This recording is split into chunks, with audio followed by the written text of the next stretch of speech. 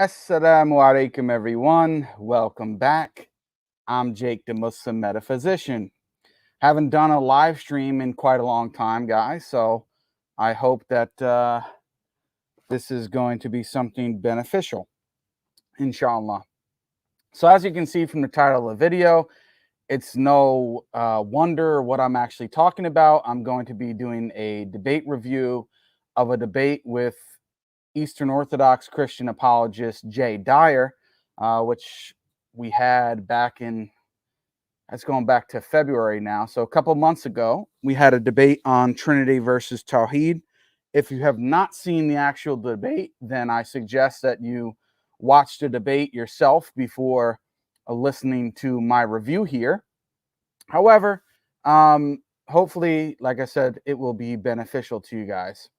Now, I just want to say at the outset, for people saying salam in the chat, wa alaikum salam, I will not be paying too much attention to the live chat because it was a long debate.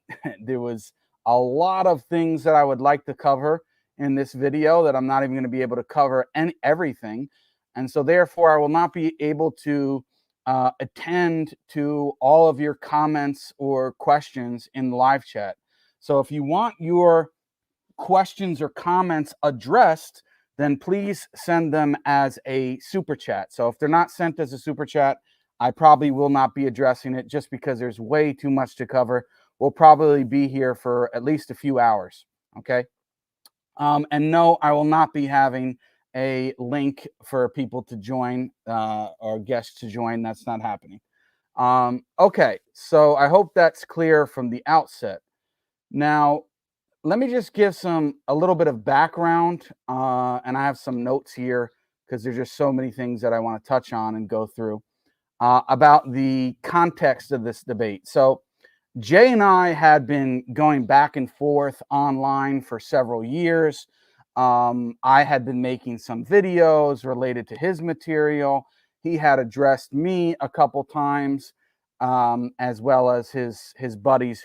He's already done his own debate review, and I've debated somebody else twice, who is named Bo Branson, who I will be addressing briefly throughout the video. Anyway, so we had some history going back and forth. I challenged Jay to a debate several times for several years. He finally agreed to a debate, but he refused to have an in-person debate, which is what I initially requested and preferred. But for some reason, he refused to have an in-person debate. So I said, okay, well, he's agreeing to do the debate online, so let's go. I mean, I might as well accept that at the very least.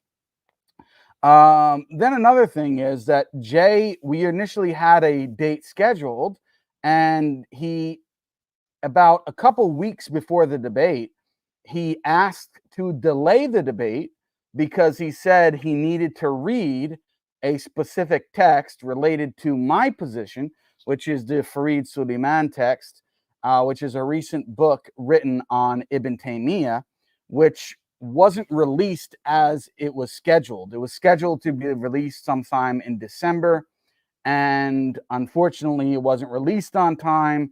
And so Jay asked me if we could delay the debate until the book came out. I actually went above and beyond. I know the person who translated the text from German to English. I actually got in direct contact with the person who translated the text, explained to him what this was about, asked him when this was going to be released, because on the Brill website, it said that it was supposed to be released in December, and was able to get more information that it would be released very soon in just a couple weeks. So I let Jay know that, and I guess he got the book and then was able to read it, and we had the debate about a month or so later. Okay. So I agreed to delay the debate, even though what is contained in that book, and it's no disrespect to the author or the translator or anybody involved in that project, whatever is contained in that book is available in other resources besides that specific text. Okay, so Jay could have read other texts in order to get that same information. So it really didn't need to be delayed just to read that. But nevertheless, I was a nice enough guy and I let him delay the debate. Now, before I go, I just wanted to give that quick background to the so people understand what this was all about, what the context of the debate was. Now, the structure and the way in which I'm going to go through the debate review, I'm going to go through it by the different sections or the different rounds. So my opening statement, then Jay's opening statement, then the rebuttals, then the cross-examination section, all the way till the end of the debate. And then at the very end, I'm going to go into more detail into a couple clips from their own debate review of this debate on Jay's channel.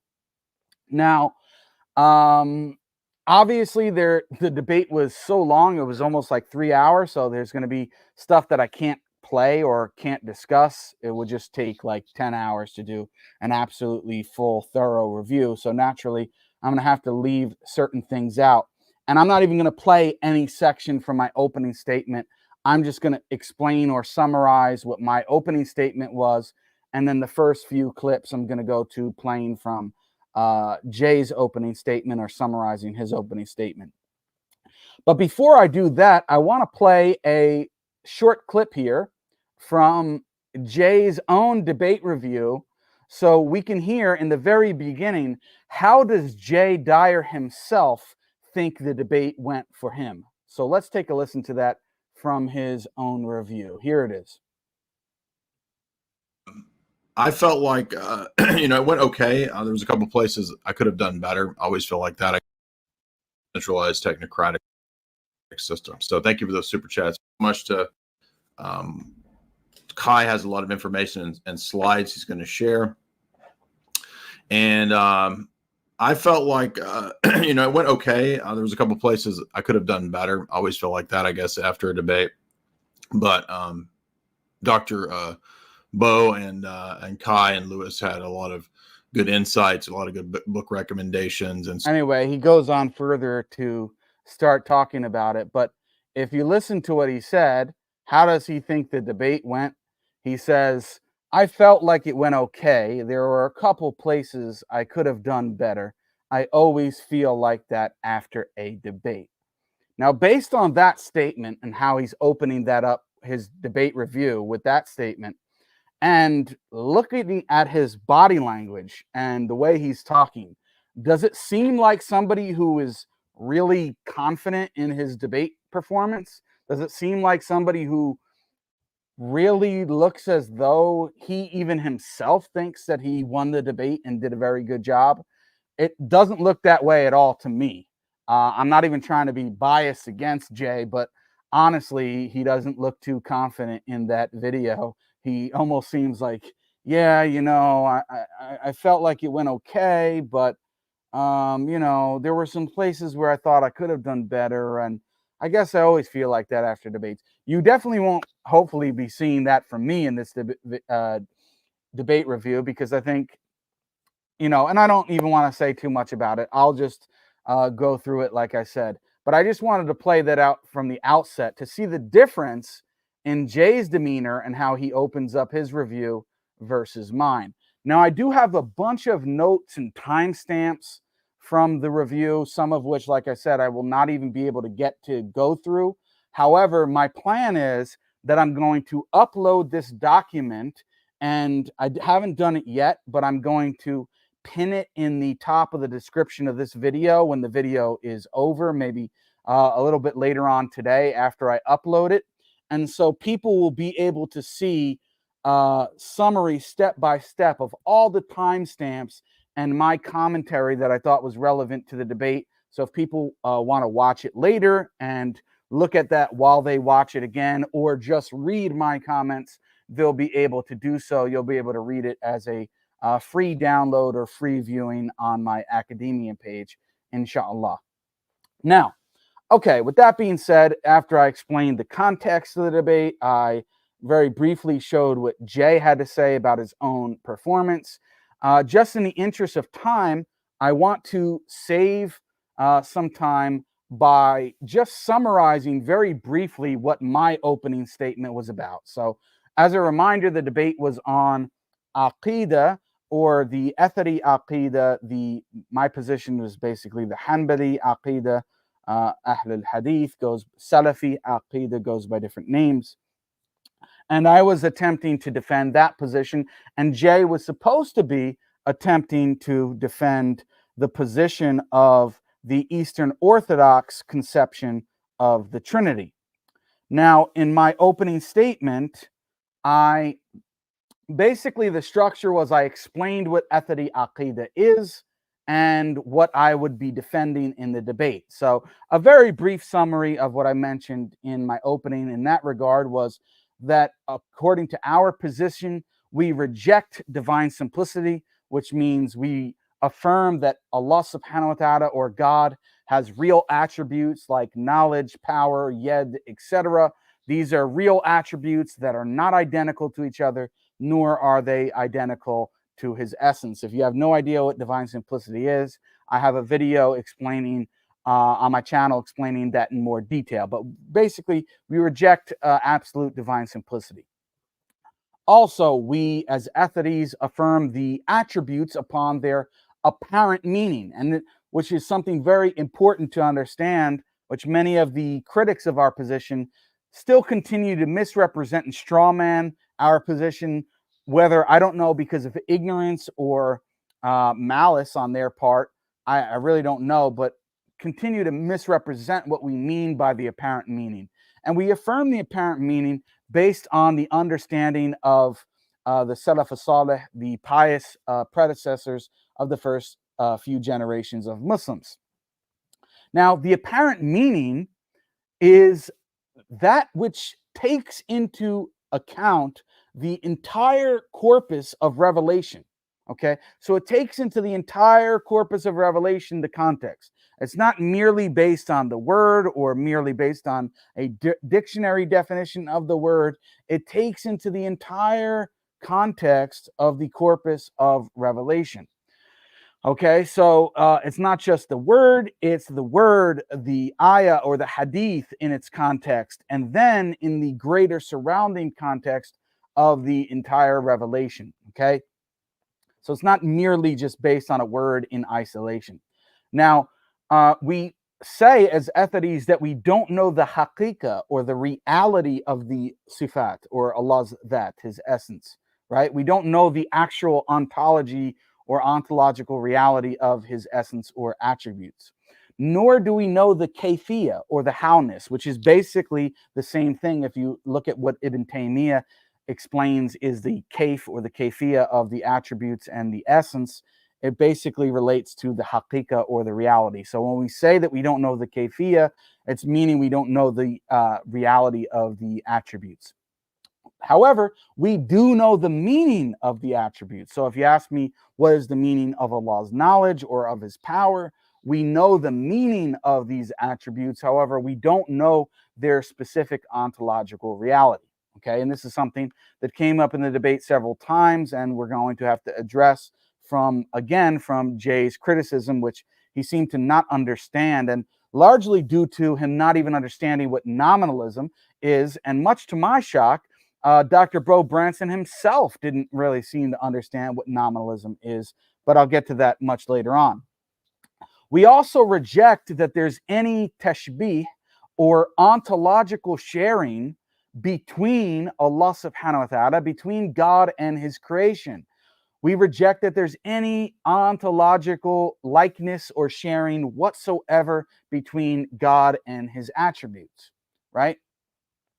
And this is because we are nominalists, or we are conceptualists. We reject that there is any extramental sort of universals that exist in reality. Okay, and if you don't know what some of these terms mean, I won't be able to explain every little thing as we go along, unfortunately, because then we'd be here all day. But I have other videos expressing that, and I explained this in the debate. Maybe we'll look at a couple relevant clips in that regard. And this is partly because we don't believe that any ontological sharing exists in reality whatsoever, meaning there is nothing identical, so to speak, in this piece of paper or this book and this book, right? There is no ontological sharing whatsoever. Hold on a second. Let me just look here because I'm seeing some people in the chat, and somebody said that ads played. No ads have played, so I don't know what you're watching. Maybe an ad played on your end, but not on my end, because I have the premium service for my own YouTube channel where ads don't play. So I'm not really sure what you're talking about here. Okay, let me see here. Okay, yeah, we've got a troll in the chat. So anybody that trolls, you're just going to get banned and your comments deleted immediately. I'm fine with comments in terms of criticism or questions coming from non-Muslims. But if you're just going to come and troll in the chat and blaspheme and say disgusting or nasty things about the Prophet or Allah subhanahu wa ta'ala, we're just going to ban you, delete your comments, and have a nice day. So don't even waste your time if that's what you're here to do. Now, going back to what I was saying here, we don't believe that any ontological sharing exists, meaning there is nothing in common that is shared between this book and this book, right? In terms of its extramental properties or reality, right? If I zoom in, so to speak, on this book and this one, there will be nothing sort of in a weird way that is exactly identical in one book and the other, okay? There may be a resemblance of similarity, meaning it could look similar in certain ways, but there's no thing that is in one book and the other which is identical, okay? So this is a position in metaphysics which is called nominalism. It also relates to the idea that all objects are particulars. So I went through this position in anticipation of the objection of tashbih, which is familiar to myself. And I basically explained that these objections assume a realist notion of universals. I reject that, and therefore, in order for the objection to have any force, you have to independently argue for the reality or the realist notion of universals, which Jay himself failed to do and really didn't even attempt to do all throughout the debate. Okay, so therefore, that objection goes out the window. I also mentioned that we affirmed that Allah subhanahu wa ta'ala is a dynamic creator, which means he's a being, he's a God who acts genuinely in succession. That means that he can create different things at different times. He can speak whenever he wills by his will and power. And I have an academic article written on this topic, which is available on my academia page, which I also will put in the description of this video later on. I'll put a link to it, inshallah. So if people want to see more details on that. Also, something to note, the Farid Suleiman text, which I mentioned in my opening statement, which Jay insisted on reading, actually refutes the claim that we are anthropomorphists, that we Salafis or Atharis are anthropomorphists. It refutes that claim. Now, Jay and Orthodox, as I also mentioned, believe in the necessity of affirming tashbih. So they themselves don't actually have a problem with ontological sharing between God and creation. In fact, they believe it's a necessity. And I mentioned the quote of Maximus the Confessor in relation to a Orthodox doctrine called theosis, in which they believe that human beings become more and more like God in reality in this regard. And therefore, from their own perspective, they can have actually no objection to my position. Now, Jay mentioned it's an internal critique, and that's fair enough, but based on his internal critique, it doesn't work because we don't believe there is any genuine ontological sharing between God and creation. Now, after I went through all of this, so I went through some detail, I spent 6 or 7 minutes explaining my position in my opening statement and even anticipating objections that I knew Jay would attempt to bring and responding to those objections even before he got a chance to speak, which shows that I've actually done research on Jay and his position and his arguments against my position. Jay did absolutely none of that in his own opening statement. And then after that, I focused in the second half of my opening statement on Jay's position, explaining what it is and giving 4 main arguments against Jay's position.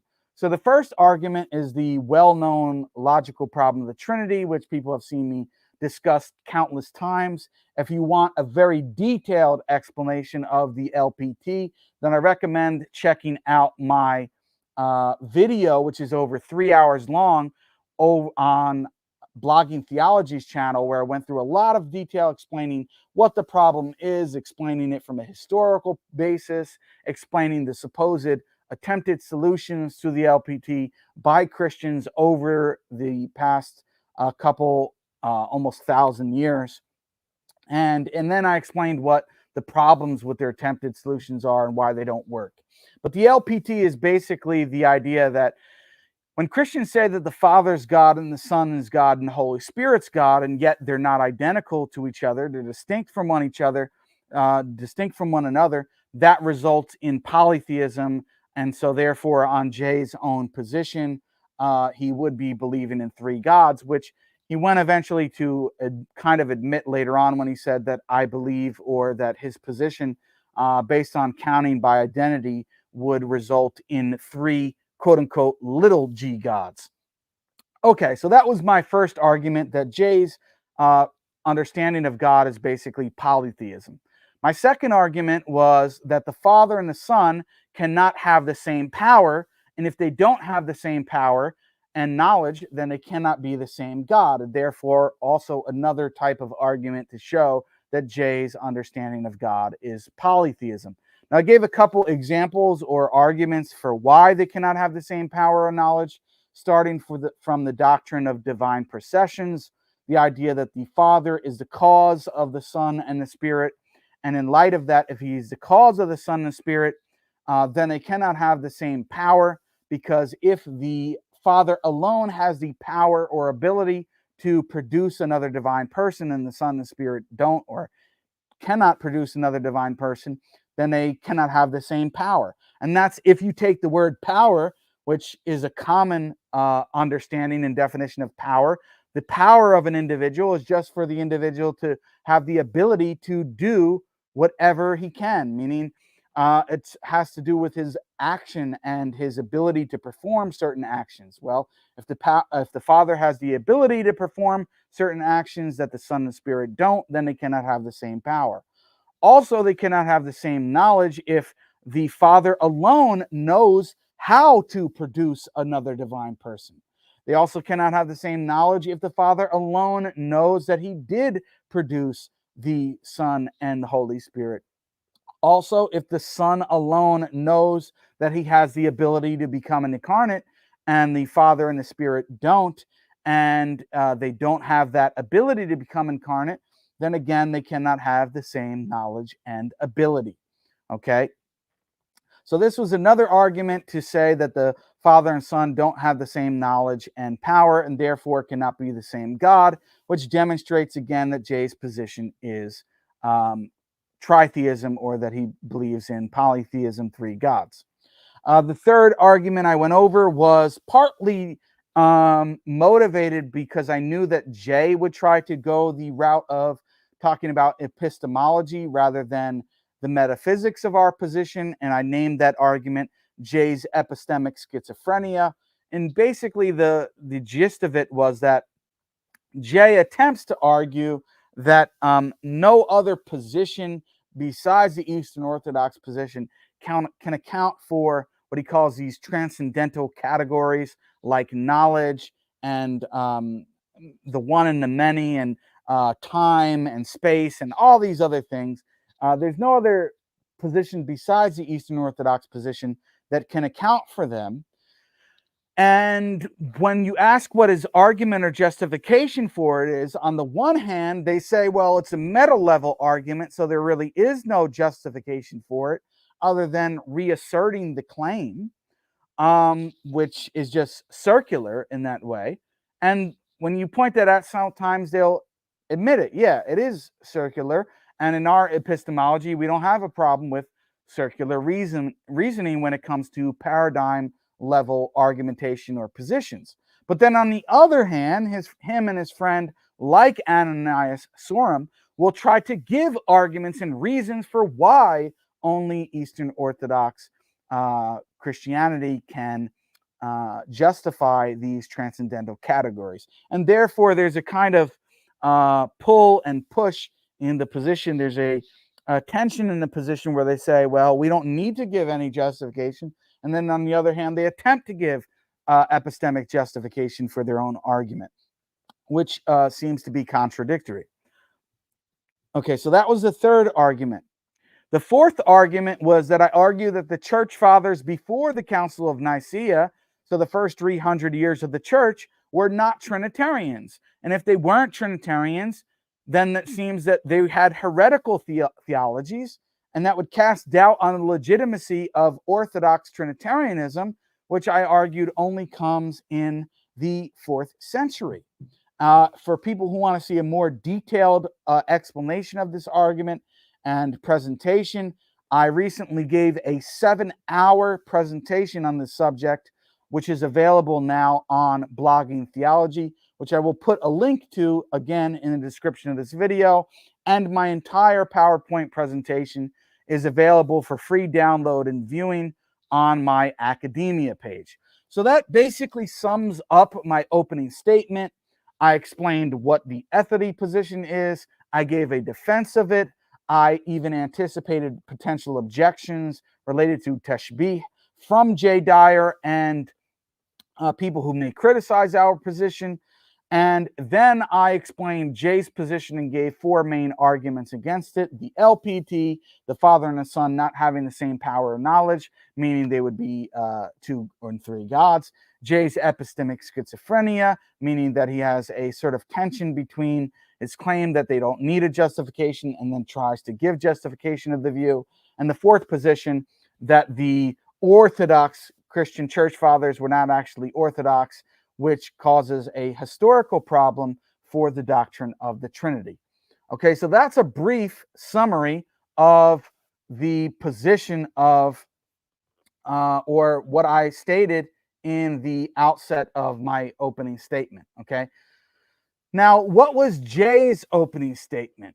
Now, Jay, if you watch the debate, spends about his entire 15-minute opening statement, without exaggeration, I'm not even exaggerating, he spends almost the entire 15 minutes of his opening statement critiquing what he thinks is my position, but he never even actually explains his own theology or offers a defense of it. Now, I know what his position is because I've read dozens of books on Orthodox theology.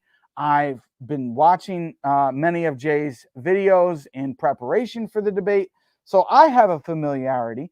But if you were a neutral observer and a neutral viewer who came to maybe understand the 2 positions, you wouldn't understand what Jay's position was from his opening statement because he didn't explain or attempt to defend it at all. Okay, so that was a major blunder with Jay's opening statement, which really, unless I completely botched the rest of it, he would lose the debate just off of that because nobody even knows what your position is, bro. So how are you defending it? You didn't even explain what it was. And you had 15 minutes to do so. You could have at least did it for 3, 4, 5 minutes. You didn't give even 1 minute for explaining your own position.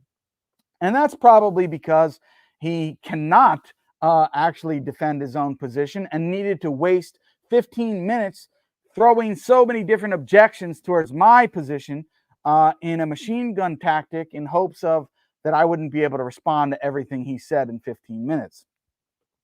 Okay, another thing is he never anticipates or even attempts to respond to any arguments that he should know that I make, like the LPT and many other arguments that I've been making for years, have been public about it.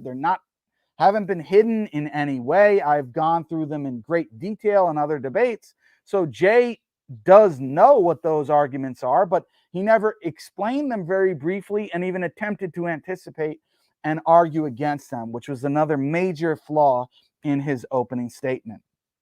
Okay, then Jay notes that I properly actually anticipated the fact that he would attempt to drag the debate into an epistemological realm rather than merely talking about metaphysics.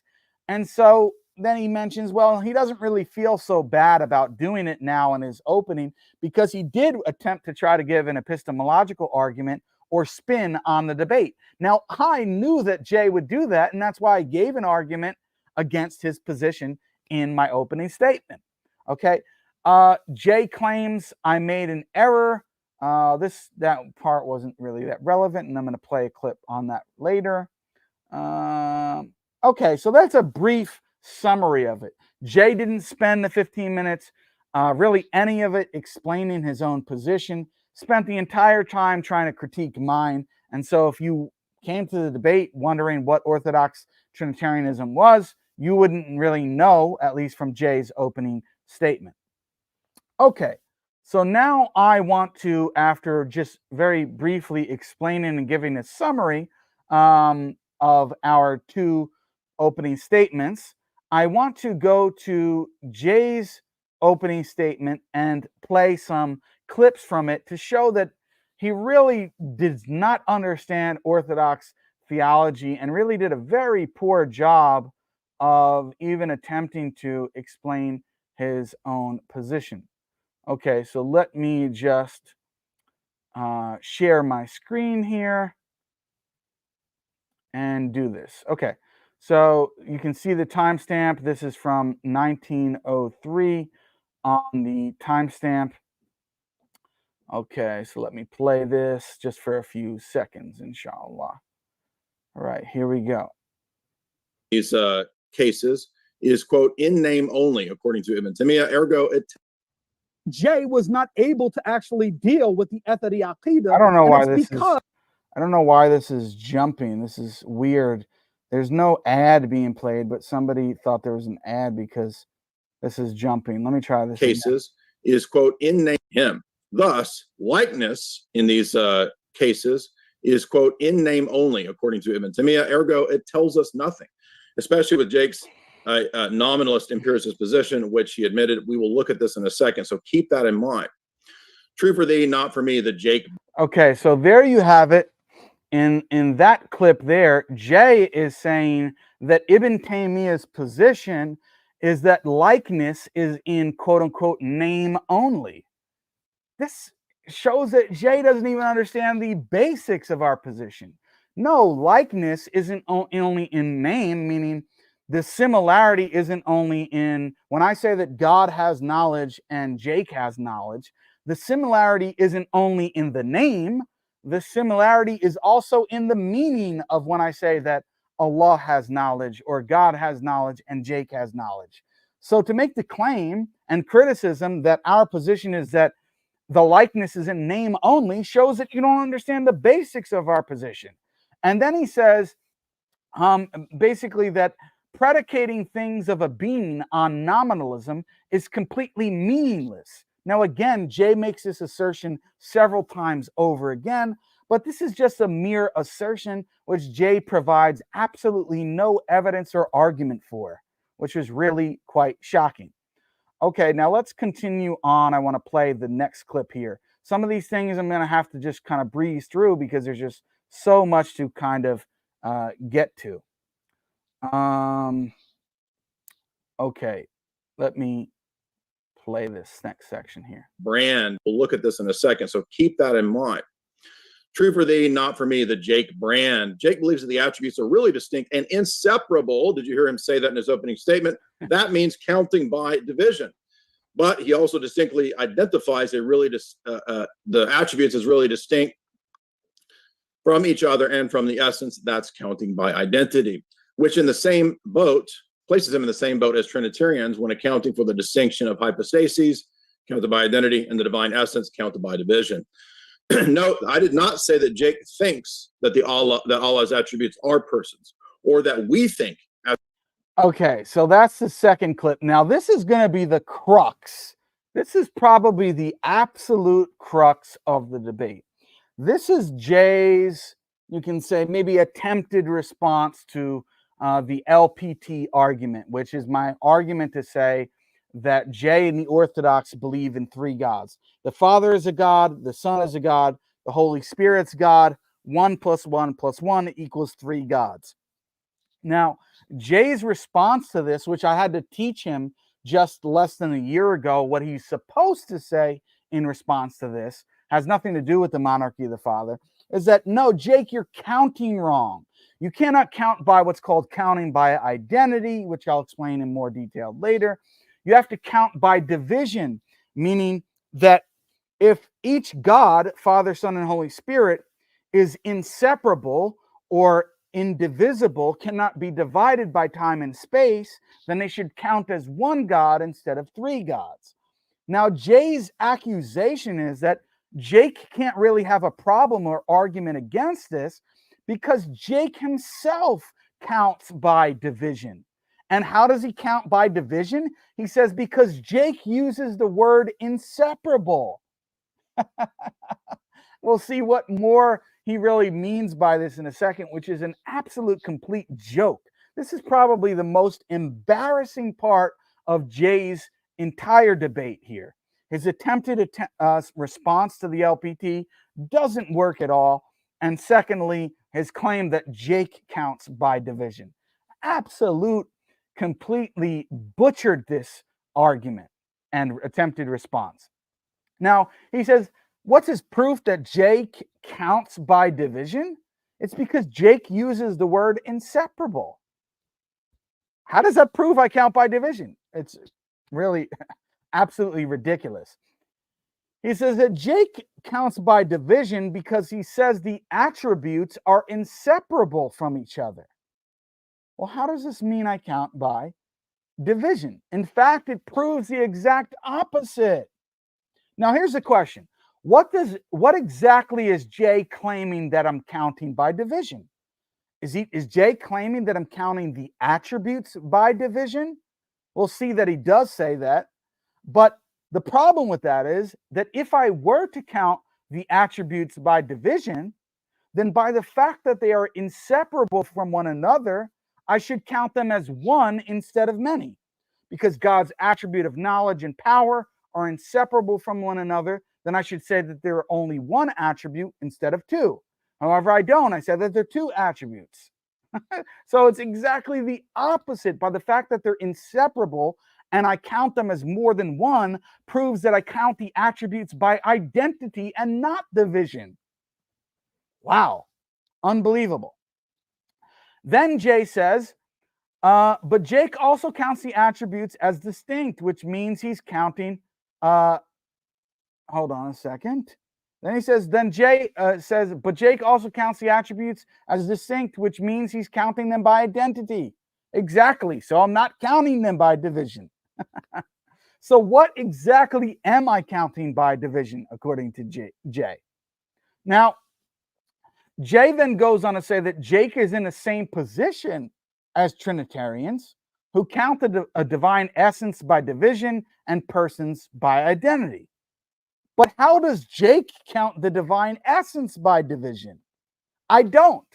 The divine essence is one by counting by identity. There is only one divine essence, and I count it by identity, not by division. So the attributes are many, counting by identity, and the essence is counted as one by identity, counting by identity. So there's no accounting by division so far. Now, what I want to do here is I want to skip forward to Jay's further on in his opening statement, okay, where he gives a little bit more insight into what he means by thinking that Jake is counting by division and what he means when he says that he's counting by division. Okay, so let's take a look at this. Is a doctrine that is not far-fetched. Basil So in letter this was the 234 only says, time he really spoke about the Trinity or attempted to mention it was for about 20 seconds in his last slide. Okay, that the Trinity is a doctrine that is not far-fetched. Basil in letter 234 says the energies come down to us. And then monarchical Trinitarianism, which I think we'll get into, my time is running out, is a combination of counting by unity, by division and identity. Okay, so there he says monarchical Trinitarianism avoids the LPT by noting that the common way of counting is in the ancient world. And he goes on and on and on. He didn't even really get to explain and read all that because he ran out of time, probably because he spent too much time trying to refute my position, which he didn't even understand. But he says, how does monarchical Trinitarianism solve the LPT? Because it says we count persons by identity and we count gods by division or separability. Now, he didn't get a chance to read this, but if you look at his slide here, right? Okay, let me see. If you look at his slide here, you'll see he says this includes the more precise medieval distinction between first and second order opposition, where counting concrete mundane objects such as cows and chickens is done by division, while counting others by identity, abstract things like sets or laws of logic.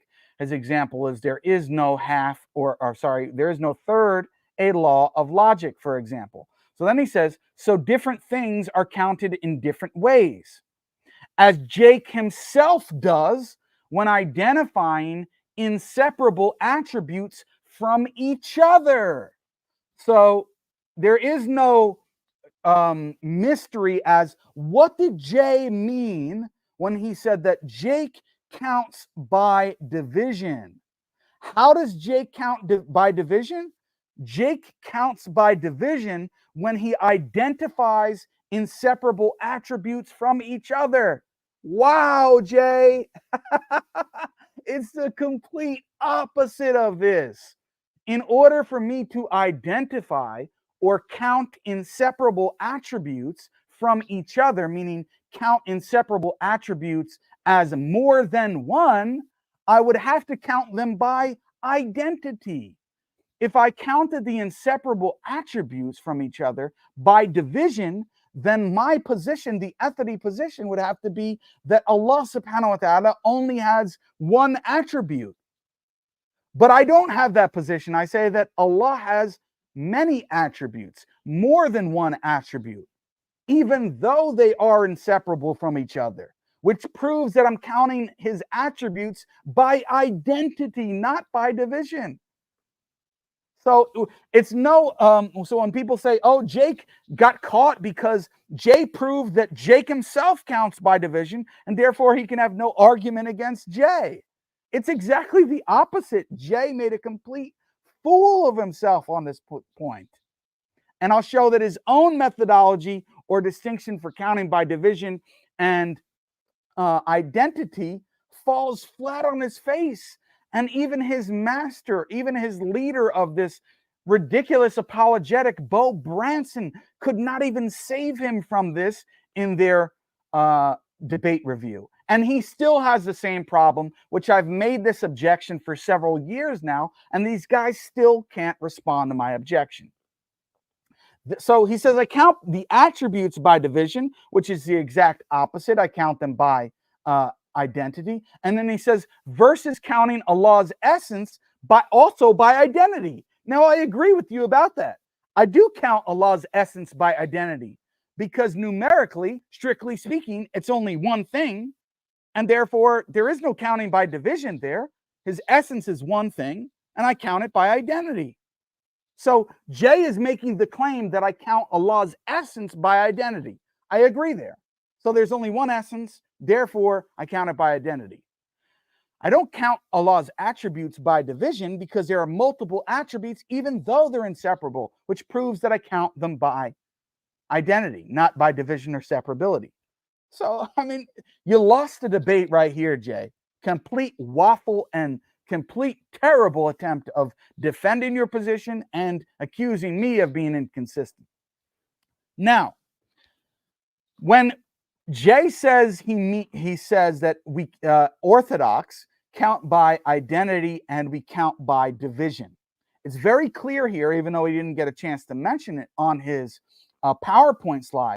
What exactly did he mean by this? Okay, what did he mean by this?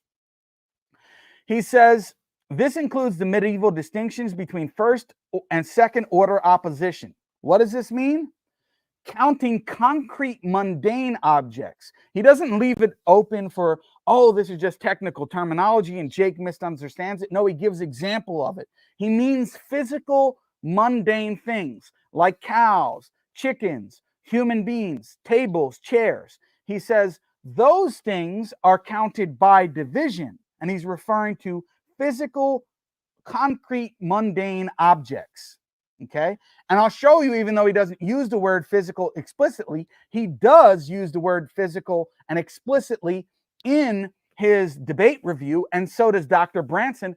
And this disproves their own position. I don't know how you don't see it. So they're saying the division is we're supposed to count concrete or physical mundane objects by division, but then we are supposed to count concrete, not concrete, abstract or immaterial objects by identity. Now let's say, okay, let's say that this is a genuine, not ad hoc division of counting. Okay, so certain objects we count in one way, and in other objects we count the other way. So we would expect that Jay and Bo Branson and the Orthodox Trinitarians are consistent with that. However, they're not. It's the exact opposite of this. Why? Because how do they count persons? Jay himself admitted that they count persons by identity. Well, based on this distinction, here's the question. Are persons concrete and mundane objects according to Jay? On the one hand, Jay is not using the term concrete in its technical philosophical usage, because usually the difference between concrete and abstract objects is that concrete objects stand in what's called causal relations. They have the ability to affect other objects or stand in a cause and effect relationship with other objects. If that were the case, then that would mean that persons would be considered concrete and therefore should be counted by division, in which case, if the persons are inseparable from each other, then they would have to be considered and counted as one person instead. Yet, Jay himself counts them as, Jay himself counts them by identity and not separability, okay? So that means that can't be the way in which Jay is using the term concrete, because that would just be too obvious of a contradiction. Okay. Also, if the term God or God himself is a concrete being, then okay, you could say that if concrete is understood in terms of standing in causal relation as opposed to not, then persons would be concrete and so would gods. Therefore, there would be one God and one person in the Trinity, which would be Unitarianism, not Trinitarianism. So maybe that's not what Jay means. Okay. So as I will go on to show, Jay actually means by concrete as opposed to abstract, the difference between physical and non-physical objects. Okay, let's see on that interpretation, is Jay and the Orthodox consistent with their own counting method? No, they're not yet again. Why? Here's the question then. Are the persons of the Trinity, under that definition of concrete and abstract, by abstract meaning immaterial or not physical? Well, are the persons of the Trinity physical or immaterial according to Jay and the Orthodox? They're considered immaterial and non-physical objects. So then under that definition or conception of the distinction between concrete and abstract, that would mean that persons under Jay's conception are abstract, which is, I believe, to interpret him as fairly and consistently as we can, he thinks that the persons of the Trinity are abstract in that they're not physical objects. Therefore, they are counted by identity. Okay, so that would mean how many persons there are in the Trinity. If they're counted by identity, that would mean that there are 3 persons in the Trinity. under that concept. Okay, so far that's accurate and consistent. Now, under that same definition, are God's himself, or is God in the Trinity himself an abstract being, or is he a concrete being? Remember, under the distinction of concrete being physical and abstract being immaterial, under this distinction, gods would be abstract, which means that the category of gods would be again counted by identity and not by division. In which case, because they're immaterial, abstract things, they would be counted by identity. That means gods as well as persons would be counted by identity, in which case God, the Father is God, the Son is God, the Holy Spirit's God. Counting by identity, they would be three gods.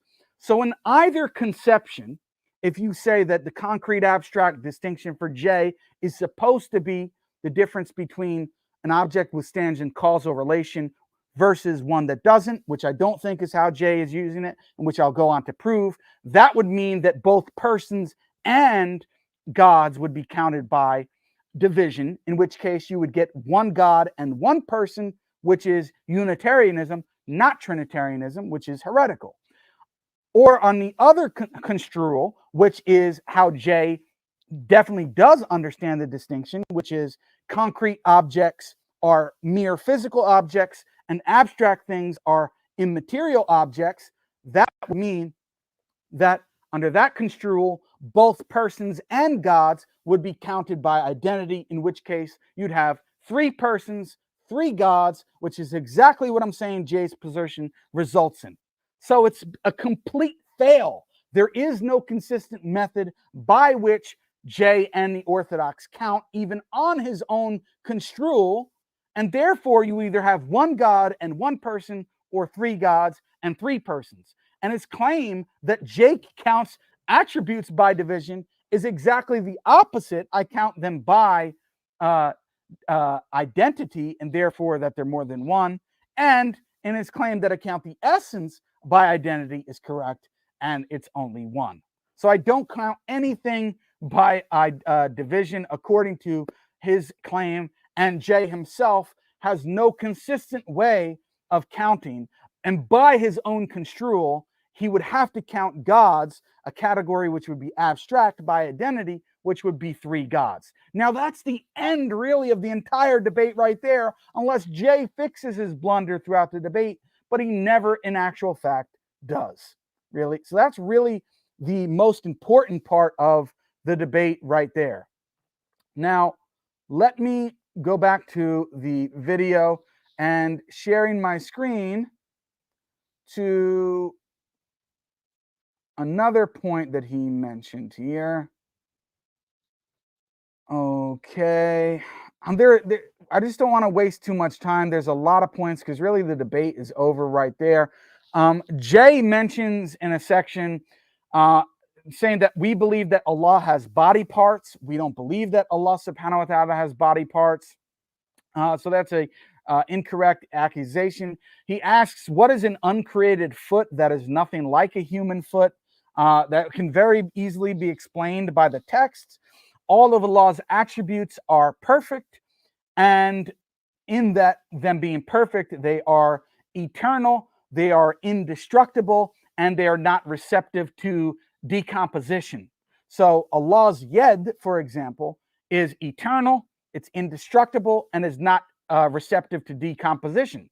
So already there are three differences or distinctions from Allah subhanahu wa ta'ala's yed, or hand, and the hand of Jake, a human being. Okay. And we can do the same thing with the other attributes. And how do we know what they are? Based on how they're described in the text that Allah subhanahu wa ta'ala creates with his two own hands, Adam alayhi salam, and the other texts that mention his two hands, for example. Okay, so now that that objection is out of the way, Jay also, and I want to actually play this part, which I thought was quite funny. Let's go to this section here. Okay. This is in Let me just go to the right marker here. Section is on the minute marker 21. Okay. Here it is. Here we go. Listen to his accusation of Ibn Taymiyyah. Created acts in God's essence, rational argumentation for the existence of God. Created acts in God's essence. Jake is quick to claim idolatry in our position, but holds actual idolatrous views by positing actions in the essence of God, unless he again departs from the guy that he says is his Palamos. So in Suleiman 241, the Ibn Taymiyyah and the attributes of God, we have this pointed out that, in other words, temporal acts are contrasted with eternal acts. Jake makes this argument himself, and Jake may counter that created acts are now eternal. That is a contradiction. It also creates an attribute that contradicts Ibn Taymiyyah's principle number one of what is applied to one attribute then applies to all, meaning that all the attributes are now created and temporal, or temporal acts are eternal. It also violates Ibn Taymiyyah's principle number two, which applies to the attributes in God's which applies to the attributes applicable to God's essence, meaning that God's essence is now temporal. Idolatry, will remind you, is ascribing to creatures the divine nature or worshiping creatures as God. This may also be why Jake thinks God's knowledge is had through discursive propositions, and that's precisely why he thinks the indexicals argument in a debate from modern analytic philosophy applies to his ideas of God. I can simply reply that God's mode of knowledge is not equivalent to creaturely modes of knowledge, and since Jake can at will invoke the idea of we don't know the modality, well, we don't know the modality of God's knowledge. But I also might just simply deny that God's knowledge is discursive or indexical. Okay, so there Jay is accusing Ibn Taymiyyah of, and he explicitly said that Ibn Taymiyyah believes in created acts in God's essence. That's a direct quote from Jay. That's a complete lie. And he says Jake holds an idolatrous view by posited created actions in the essence of God. I have an entire article that I wrote explicitly saying exactly the opposite. Neither Jake nor Ibn Taymiyyah believe in created actions in God's essence.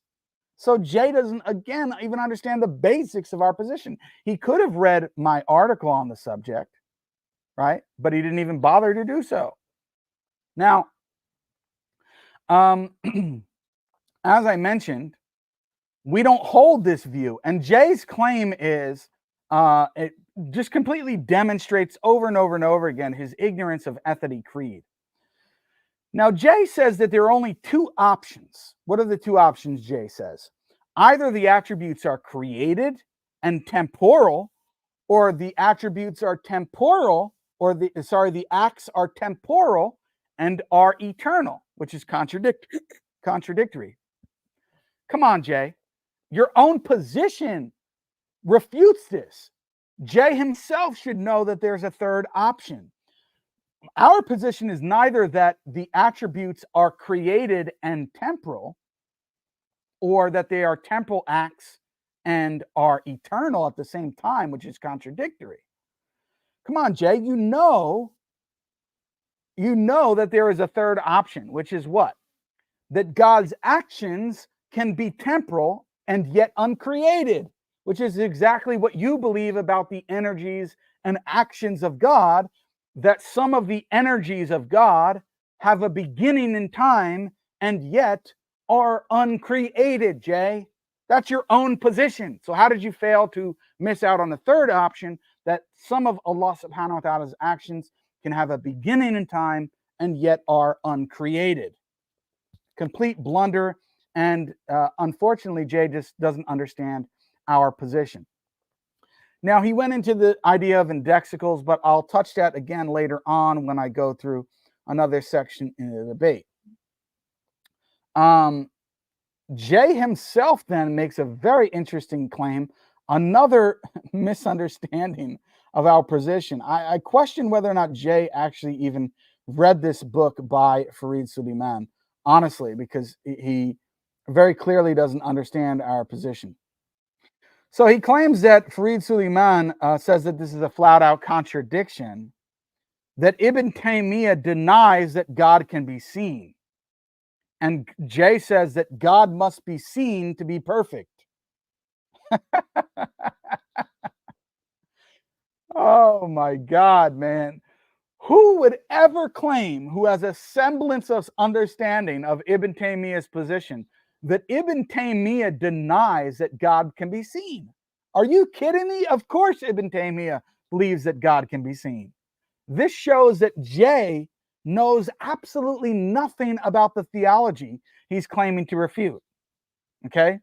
Ibn Taymiyyah definitely believes that God can be seen. So this was completely laughable. Unbelievable. Yeah, God can, of course, be seen, and I refuted this. I even mentioned this. So these points that I'm going through are not things that I didn't say already in the debate, but I'm just reiterating them because some people may have missed some of this stuff. Now, I want to play another section here. This is the, okay. 1 second here. Let's take a listen. Jake, Ibn Taymiyyah's epistemology, as he noted, is an empiricist nominalist epistemology. Jake's position cannot get off the ground in terms of predication at all. And if this argument holds, all of his argumentation about Tawhid will then fail. This is because Jake has put his metaphysical cart before his epistemic horse and is engaging in a host of unjustified, arbitrary, and contradictory claims. Empiricism is the view that knowledge arises from sense data or relations of ideas. Nominalism is the view that universals have no real existence. And for Ibn Taymiyyah and for Jake, they're purely mental and solely particular. A committed nominalist, however, must grapple with the following problems. There is no empirical perception of, quote, necessity, being, cause, or any other metaphysical claim. This then undercuts all of his theology and theology claims. There's no empirical perception of the peripatetic axiom, the idea that what's in the mind derives from sense data. This is a position that Ibn Taymiyyah holds. There's no empirical perception of, quote, reason or, quote, self-evident truth. We note that Ibn Taymiyyah affirms self-evident truths, as most Sunni do as well, and I assume Jake does as well. There's no empirical perception of the universal that is abstracted by the intellect through the phantasm, something cribbed from Aristotle, also present in Ibn Taymiyyah. The universal is thus not a universal if it's only merely particulars. I forgot to put the footnote there, but I can add it. There's no empirical perception of, quote, perfection, meaning all the arguments that hinge Allah's perfection on maximally creature-like perfections also then fail. There's no empirical perception of identity over time. If you're an empiricist, these arguments are arguing. And by extension, no perception then of meaning over time. In other words, I can just take Hume's critiques of identity over time and apply them to Jake's position, which is a not consistent empiricism. It turns out, actually, David Hume's empiricism is way more consistent, and that's why we can use these arguments. In fact, Jake might think this isn't fair, since this is a debate about Tawhid and Trinity, but again, he brought up transcendental argumentation, so I don't feel unfair now. But if all this about predicating by the attributes is based on a faulty epistemology of naive empiricism and a faulty metaphysic of nominalism, then every sentence Jake makes fails to be justifiable or even coherent, as all predication itself is now impossible, much less divine predication. Okay, there you go, guys. So that's the first time Jay got me, is when I couldn't play what he actually said. So that was pretty funny. Just like those 2 minutes of him babbling were pretty funny. Jay's entire argument, right, assumes and is based on the assumption that Ibn Taymiyyah is a naive, what's called a naive empiricist. Ibn Taymiyyah is not a naive empiricist.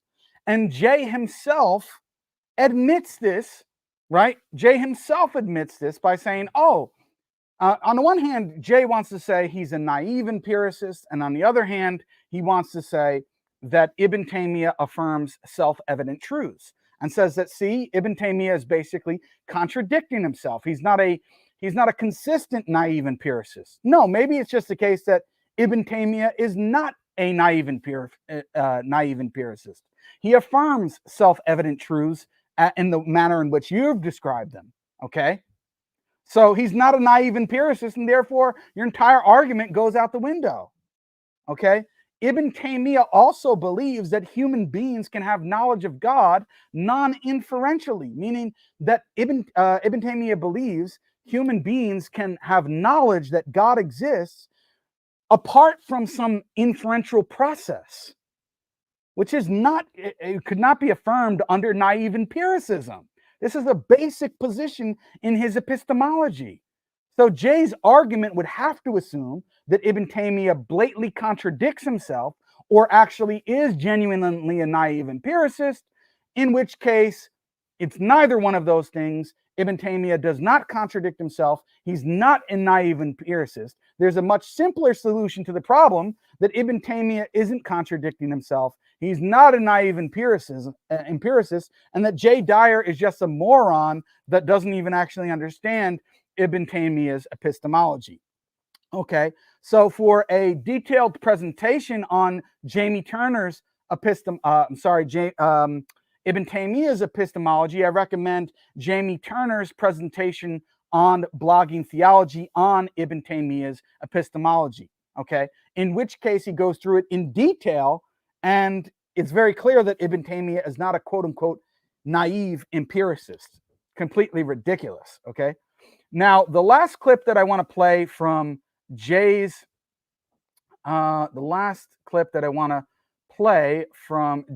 opening statement, one second, is the very ending, which, as I mentioned, Jay didn't attempt to explain or defend his position in the entire debate except for the final 20 seconds of his opening statement. So here it is.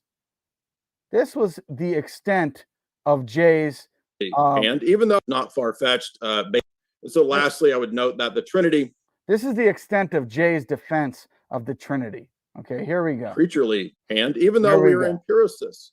So lastly, I would note that the Trinity is a doctrine that is not far-fetched. Basil in letter 234 says the energies come down to us.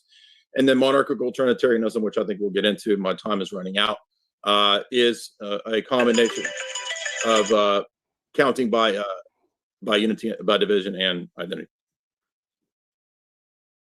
So there you have it, guys. That was the extent of Jay's explanation of the Trinity and defense of his position. Was literally the final 20 seconds from 30:45 to 31:05. 20 seconds is the entirety of Jay's explanation and attempted defense of his own theology. 20 seconds of 15 minutes. Complete joke. And as I showed, that final 20 seconds was actually great. I'm glad he got to that slide, because then we were able to see what he said, which completely refutes his defense against the LPT. Now, I want to skip over my rebuttal time, because I want to give Jay more of an opportunity to speak. Notice I played much of Jay's opening statement. I didn't play anything from my opening statement. I want to give Jay a fair chance. Again, I'm going to skip my own rebuttal, and I'm going to play a small section from Jay's rebuttal. Much of it was garbage, but let me just play a quick section. Okay. And also, in the interest of time, because I cannot play every relevant section here, unfortunately, people are just going to have to watch the debate and listen to the respective debate reviews for broad strokes of how it went. There's the reality of universals. He says I didn't give arguments about universals. I gave multiple arguments about how there's no empirical verification or observation of metaphysical objects that Jake believes in. That is itself the undercutting and the disproof of his nominalism. Jake doesn't appear to be aware of classic critiques and refutations and questions for the nominalist empiricist tradition, which he's aligned himself with. Further, I would add to, I didn't delay the debate. Just okay, and then he goes on to trying to cope about delaying the debate. So what Jay is saying here is, he says here, Jay claims, when I claimed in my rebuttal that some of Jay's arguments are based on the assumption of the realism of universals, Jay claims he did provide arguments for the existence of universals because he argued that there is no empirical justification of the metaphysical objects that Jake believes in. He claims that this refutes nominalism. However, this clearly doesn't follow. Jake believing in the existence, or somebody believing in the existence of metaphysical objects like properties, does not entail that I must accept the existence of universals. So Jay is making this argument based again on the assumption that I'm a naive empiricist, which I'm not, and Ibn Taymiyyah is not, and based on the assumption that I am a naive nominalist, that I'm a nominalist of a certain kind that who rejects not only universals, but rejects any aspect of metaphysics whatsoever, and even rejects the existence of properties. But as I'll show, that it's not really Jay's fault, because his own teacher and fatherly figure, Bo Branson, who he looks up to in attempt to defend his polytheism, Bo Branson himself doesn't even understand what nominalism is. He makes the same mistake of assuming that nominalism doesn't believe in the existence of even properties itself, which I'm going to show that there are different types of nominalism, and that these ignoramuses don't understand that. They assume that when I say that I'm a nominalist with respect to universals, that means I must be a nominalist with respect to properties and all other metaphysical objects. That is a ridiculous claim and assertion. That is not my position, and I'm going to give them a little lesson on the distinction and the differences in nominalism in later on in the debate. I'm going to save that for when I play Mr. Bo Branson's clip, okay? So I just wanted to show that embarrassing claim of Jay, again, not knowing what, he honestly does not know what nominalism is, and the fact that there are distinct positions within nominalism. Okay, let me go to, I want to skip over a little bit and go to my second rebuttal section. Okay, and let me go to, what is this here? Okay, 5508. So I want to go to a section where I read a quote which refuted Jay's claim, and which he never actually responded to the argument. So do you remember when I pointed out the argument from Indexicals, and Jay basically said, oh, well, we just reject that God has any knowledge of the sort. So I responded and showed him that his own scholar, Demetrius Stan Eloy, actually explained God's knowledge, or explained God's consciousness with respect to that, which shows their overt polytheism, which I said I'm looking for Jay's response, and he never actually responded at any point during the debate or in any of his reviews. Okay, so here we go. Let me play this. Ready? All right. Which is from Dimitri Stan Eloy. And he says in The Experience of God, Volume 1, page 152. I'd love to see what you think of this, Jay.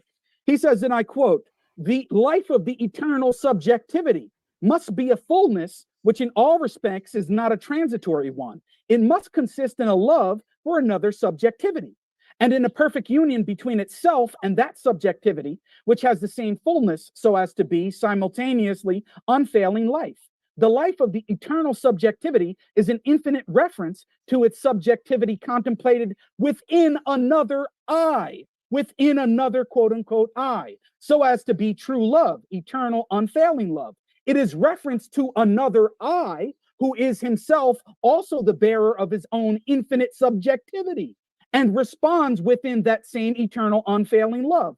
A divine I loves with an eternal, inexhaustible love, a thing proper to the divine or with its fullness, which is like that of another I.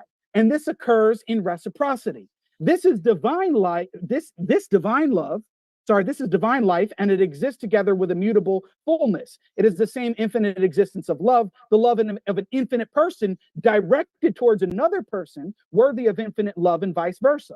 But within the interiority of the same subjectivity, in other circumstances, eternally would either be an unbearable boredom if it were the prerogative of a single consciousness. Thereby he's saying there are three consciousnesses within the Trinity, or three minds. Well, if three consciousness or three minds in the Trinity isn't polytheism, then I don't know what the hell is. What is the standard? And he's saying that that is the contemplation of another consciousness, or else an absurdity if it were prerogative of a substance of law that was aimless. He's basically saying, oh my God, God would be bored if he didn't have another God to sit there and talk to. Okay, so don't make it seem like, oh, Jake has no idea. The Orthodox don't have this concept of knowledge. Well, what is he talking about here in the subjectivity of the different divine persons? They have a self-referential I, which accounts for the mutual love. Otherwise, they would all be bored. And he says that if it were the prerogative of a single consciousness, meaning there are three consciousnesses in the Trinity, Jay. So how do you defend that three consciousnesses in the Trinity is not polytheism? So Jay was busted down there. He never responded to it. And again, because people accuse me of not actually reading books and getting things from blogs, I actually have the text here, Demetrius Stan Eloi, The Experience of God, Volume 1, Holy Trinity. Look, when I read this, I said, look, I'm a bit weird, guys. So I highlight things and then I tend to write in the column. So look, I put use with an exclamation point and a little star there, and it looks I, 3, and you guys probably can't read that, but I wrote 3 of them, 3 consciousnesses, and I have that whole section there. Now, for people who don't know, as I said, guys, I actually do reading on these subjects. I actually spend time highlighting these texts and going through them, unlike Jay. Okay, so I got this long before the debate. Now, so he said, oh, well, we don't believe in this concept of, indexicals with respect to God's knowledge. So God has knowledge that's above that. Well, very clearly, your own scholar, Demetrius Stan Eloi, which you have referenced on your own YouTube channel, saying that he's one of the greatest scholars of Eastern Orthodoxy, I believe, of the past 100 years or so, and have recommended his works, and you have recommended this text itself. So maybe you forgot about that, Jay, that you recommended this. Where in this, he's arguing that in any other circumstance, eternity would be either an unbearable boredom if it were the prerogative of a single consciousness, or else an absurdity if it were the prerogative of a substance or a law that was aimless.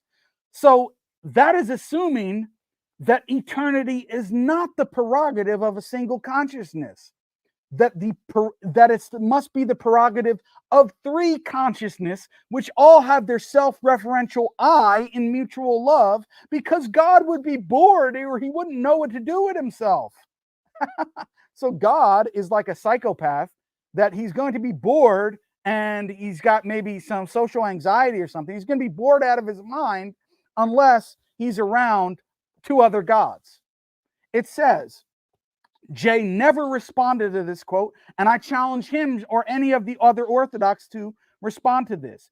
If it were the prerogative of a single consciousness, this proves that Demetrius Stan Eloi and the Orthodox believe that God has 3 consciousnesses, 3 minds, which would mean they are 3 gods, Jay. You believe in 3 gods. Sorry to tell you.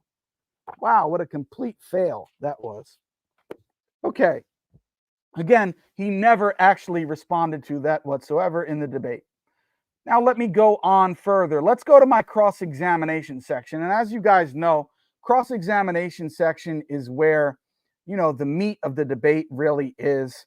So a lot of this is going, we're going to actually play much of the cross-examination section, which was about 3 rounds of 3. Oh yeah, so it was pretty detailed section there. 3 rounds of 7 minutes each. We're going to play a good portion of that. So let me go to my first, let's see, just looking for the timestamp here, guys. I'm going to go to my first cross-examination section. All right. Share the screen. Okay.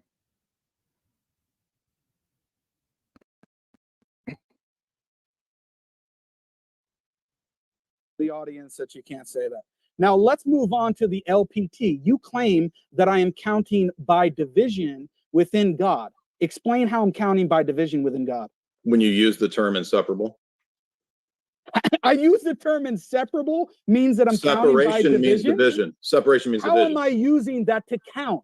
So notice that all of my comments that I'm making, which completely lost the debate for Jay, I'm not doing it to catch up for what I missed in the debate. You'll see that I made the exact same points in the debate. I pointed out that Jay claiming that I'm counting by division merely because I used the word inseparable is ridiculous. Well, you said that the attributes are inseparable. Exactly. But how many attributes are there? Are there one or many? Well, is God's essence one? How many attributes are there? One or many, according to my position? You believe in many. Okay, they're many, and yet they're inseparable. So if they're inseparable from each other and there's many, how am I counting by division, genius? No, in terms of the essence, you count by division by saying that it's one. No, there's one essence. Right. That's Where? So notice when I asked Jay first, how am I counting by division? He says, because you use the word inseparable. And he first mentions the attributes. Then when it's very clear that his argument is wrong, that I point out, how, genius, am I counting the attributes by division? If they're inseparable, but then counting by division would mean that I count them as one instead of many. And then he goes on to say, oh, but no, I mean the essence. The essence. So let's listen to that again. So he has to then switch his answer, which isn't going to work either, because I refuted his ridiculous claim. By division by saying that it's one. No, there's one essence. Right. That's So right. Where's there? So he's undivided, correct? Where is there accounting by division? There is none. Okay, exactly. It doesn't mean that you're. It doesn't mean that you're saying you made a huge. So you're not going to. So then he makes the claim that Jake is counting the essence by division.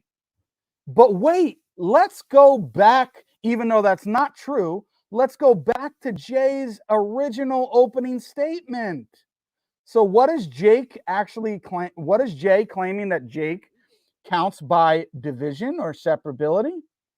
What does he say? So different things are counted different ways, as Jake himself does when identifying inseparable attributes from each other, counting by division. So what does Jay say in his opening argument?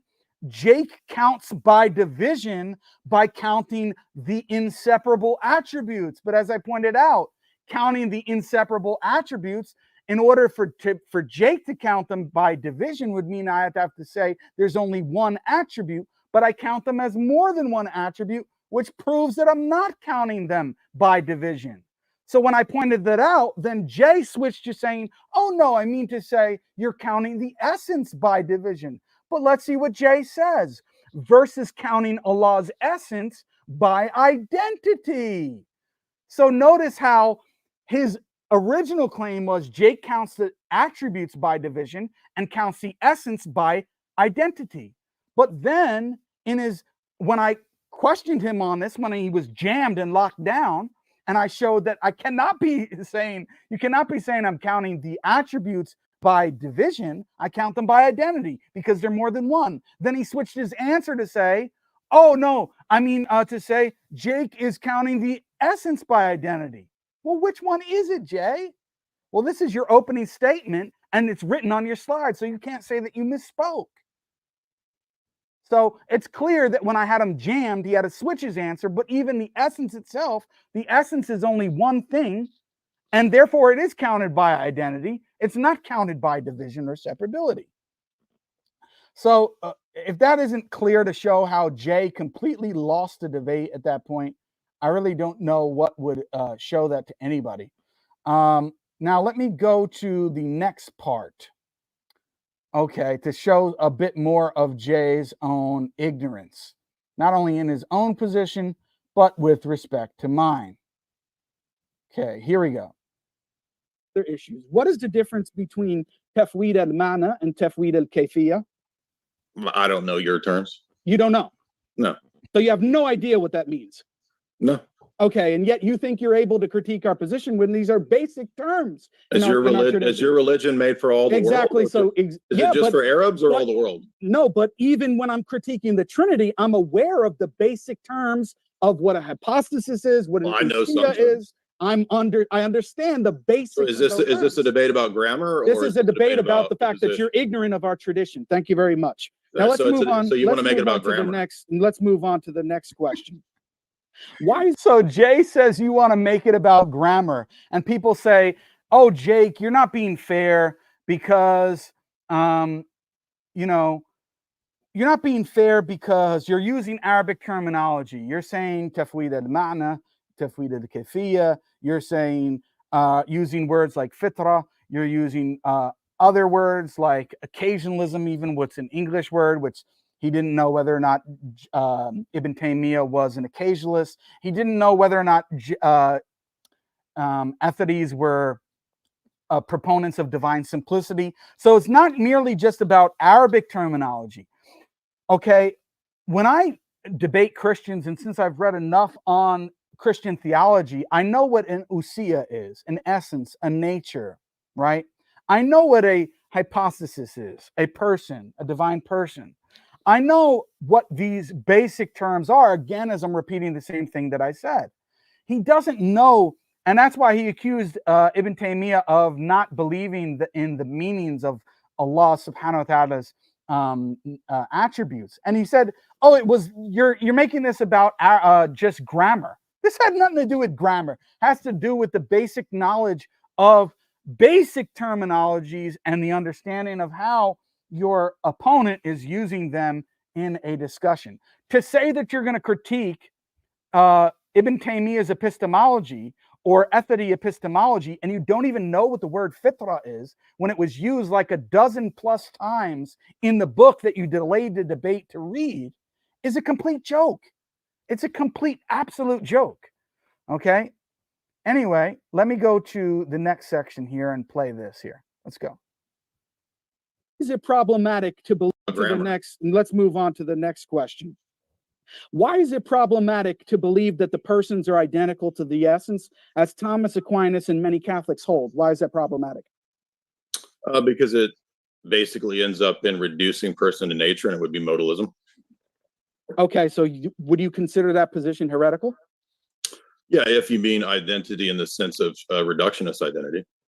Okay, so the Trinity, if you conceive of, when you say the Father is God, that the Father is identical to God, would you agree that that's logically problematic, because then it would follow that the Father is identical to the Son? Well, identity can be the sense of is of identity or predication. Yeah, I'm saying, and the Catholics make it explicit. There's no difference between the person and the nature. Correct. In terms of the Thomists. So they say the Father is identical to the nature or essence, and so are the Son and the Holy Spirit, which by the logic of identity would follow that the Father, Son, and Holy Spirit are identical to each other. Do you agree with that critique? I think you could make that argument. That's why I said modalism. You know what modalism is? Yeah, you know what modalism is? Yes, I do know what modalism is. So you're just asking me again what I already said. No, because I want you're asking me again. I want you to be more explicit, but I'm supposed to ask questions, not you. Thank you very much. Now, how many persons are there? So for people who don't know why I went through that exercise with Jay, the reason is because there are two broad positions that a Trinitarian could make if people see me discuss the LPT. When you say the Father is God, is that an is of predication? Basically, Jay's position is that it's an is of predication. That usually would result in polytheism, or the belief that there are three gods. On the other hand of the spectrum, who Jay typically debates, the Thomist, or the more Catholic position, the position of Thomas Aquinas, will be that the persons themselves are identical to the divine essence, and therefore when you say that the Father is God, that means he's identical to God. But as I've explained numerous times, when the Father is identical to God and the Son's identical to God, it follows by the logic of identity that the Father is identical to the Son, which would result in modalism. And Jay himself said that, but I wanted him to be more explicit and to reference it again, because the whole point that I'm trying to show the Christian audience and the Muslim audience is that there are two broad views.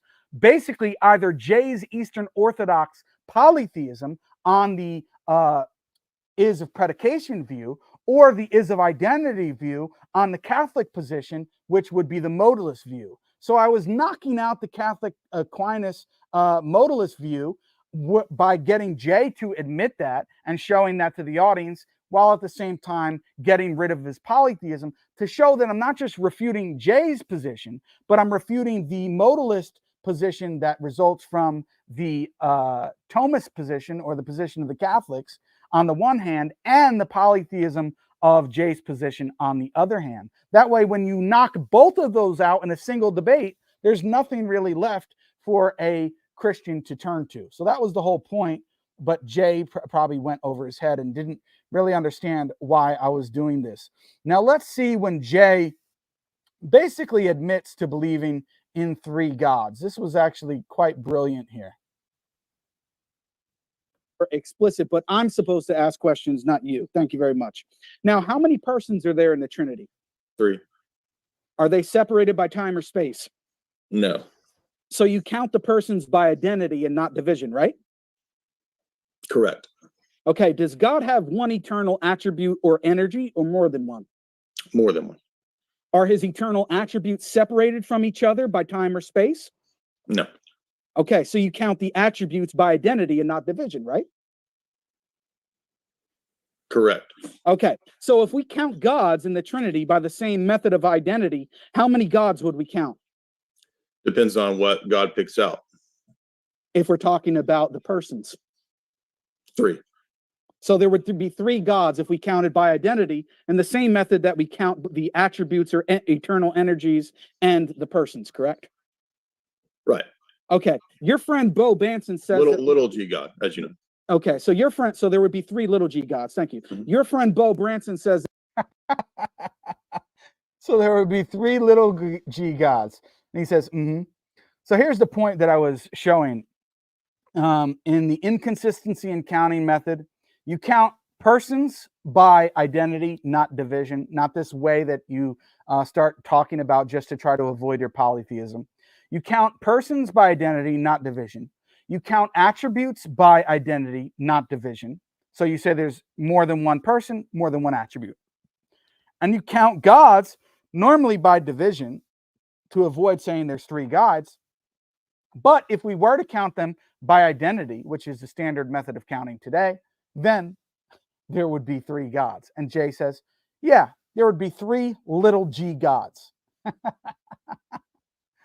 Meaning if you counted consistently, Jay, you would have to admit there's 3 little g gods, which is exactly what I've always argued.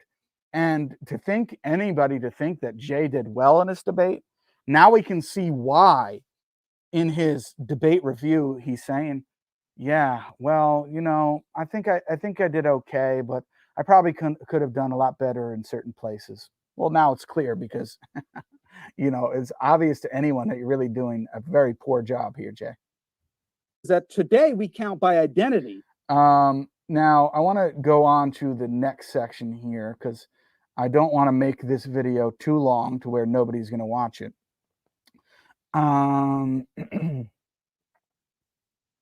Okay, so I go back to this counting issue later on. Let's see, towards the end of my questioning. Question: what is the justification or argument for why we must count persons and attributes in God by identity, but count gods by another method other than simply trying to avoid that you're a polytheist?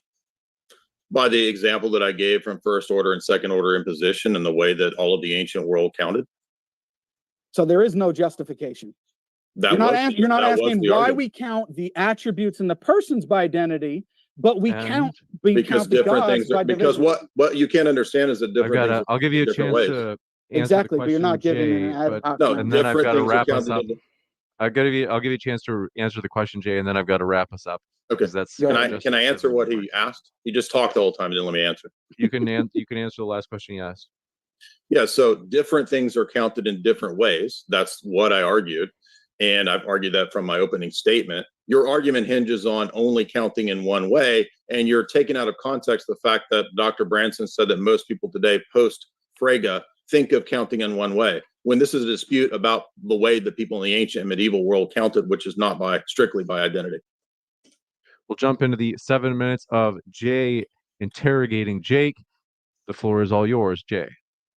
Jake, you said Okay, so Jay went on to repeat the same foolishness of trying to say we count different things in different ways, but as I've displayed, he failed to show that I actually count by division, and he failed to actually demonstrate his own consistent counting method. Now, let me give Jay here a chance in his first cross to play a section from him. Let's take a listen. That you're happy to affirm this sort of empiricist nominalist position, and that seems to necessitate the idea that all of the knowledge that we have comes from either sense data or relations of ideas. I'm just curious if you think that the peripatetic axiom itself is found in sense data. That's not my position. When did I ever say that I'm an empiricist? Well, if you're a nominalist, you're an empiricist. How does that follow? So Jay claims that if you're a nominalist, you're an empiricist. Well, you're supposed to ask the question. So you disagree with what most people in your tradition? No. So you're not an empiricist? I'm not an empiricist by the standard that you just laid out. Well, so you don't think the yeah, so Jay keeps, throughout the debate, he keeps thinking that I'm a naive empiricist, but I'm not, and neither is Ibn Taymiyyah. comes from sense data. I do, but I don't think it's limited to sense data. I didn't limit it to that. I said also relations. I said relations of ideas. Yeah, I don't think it's limited to those two. Okay, where else does knowledge come from? The fitra. And that is what? Do you know what it is? No, I don't. That's why I asked you. Okay. Well, similar. So Jay, who's attempting to critique Ibn Taymiyyah's epistemology, has no idea what the fitra is. Not just in terms of the meaning, but even when I explain, or the word, the Arabic word, even when I explain the concept, he's totally unaware of it. He thinks that Ibn Taymiyyah is a complete naive empiricist when he doesn't even know about the concept of the fitra. It's not just because he didn't know the Arabic word. He didn't know and understand the concept behind it. And his criticism was based on not knowing what Ibn Taymiyyah and the ethicity understanding of the fitra is. It's a complete joke, right? So, and it goes on to just waffle around even more. But let me go to another section here, because that was just, again, demonstrating Jay's absolute ignorance. So let me go to, let's see. Okay, let me go to a section in my second cross, which is, I'm just going to play one section from it.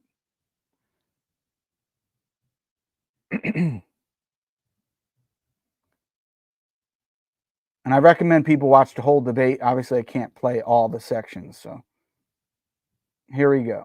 Does the Father have the ability to become incarnate? We're not told that. So you don't know. You're agnostic on the proposition. Well, there's nothing about that, so there's no. I'm asking you, do you know about it or not? Can the Father become incarnate? You're not even letting me answer. You're just immediately cutting me off. I asked you a question. I just simply said there's not any information about that. And the way that Jesus speaks is that no one has seen the Father at any time. So there's no incarnation of the Father. Okay, so people have interpreted John of Damascus as arguing that the Father cannot be incarnate.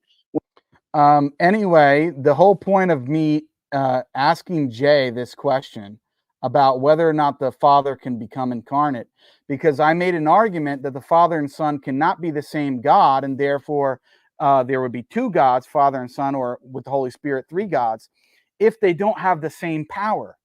And what does it mean for them to have the same power? What it means for them to have the same power is the same ability to perform the same type of actions. Now, if the Father or the Son alone has the power or ability to become incarnate, then the Father and Holy Spirit, if they don't, cannot share the same power or the same attribute of power, because the Son has a power or ability that the Father and the Son don't. And so Jay's response of saying, well, I don't know, there's nothing about that. And really, the Orthodox position for the most part seems to be that the Father cannot become incarnate. And that's very clearly what earlier figures like Justin Martyr and ante-Nicene church fathers say. And what's the whole point here? The whole point here is, as even Thomas Aquinas notes in discussing this in his Summa Part 3.3, he says this in response to this question. Aquinas says, on the contrary, whatever the Son can do, so can the Father and the Holy Ghost. Otherwise, the power of the three persons would not be one. But the Son was able to become incarnate. Therefore, the Father and the Holy Ghost were able to become incarnate. That's how Aquinas is reasoning. He's agreeing with me, saying, you must say that the Father and the Holy Spirit had the ability to become incarnate. Otherwise, if the Son alone had the ability to become incarnate, then they wouldn't have the same power. And as Cyril of Alexandria says, anyone who says that they don't have the same power and will, that means that you're asserting that there are three separate and distinct gods. So it's exactly my point.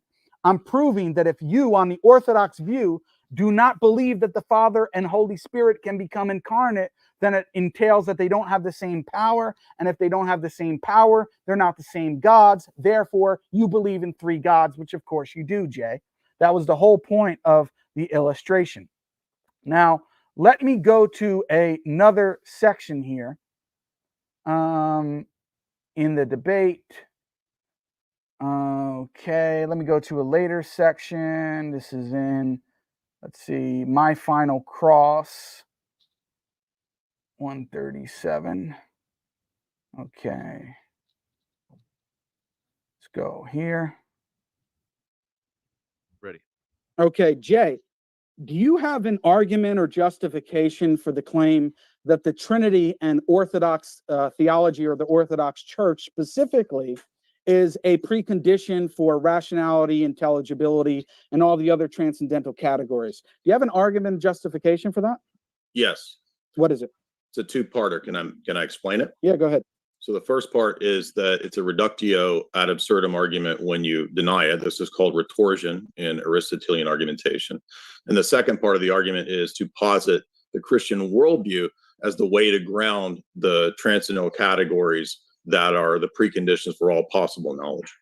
Okay, so Jay is famous for making what's called the tag argument, which is a ridiculous argument that he makes, in which he claims that only the Eastern Orthodox concept of God and the Eastern Orthodox Church can account for all of these different, what he calls transcendental categories, like knowledge, time, space, universals, etc. Now, the question is, what is the justification or argument for that claim?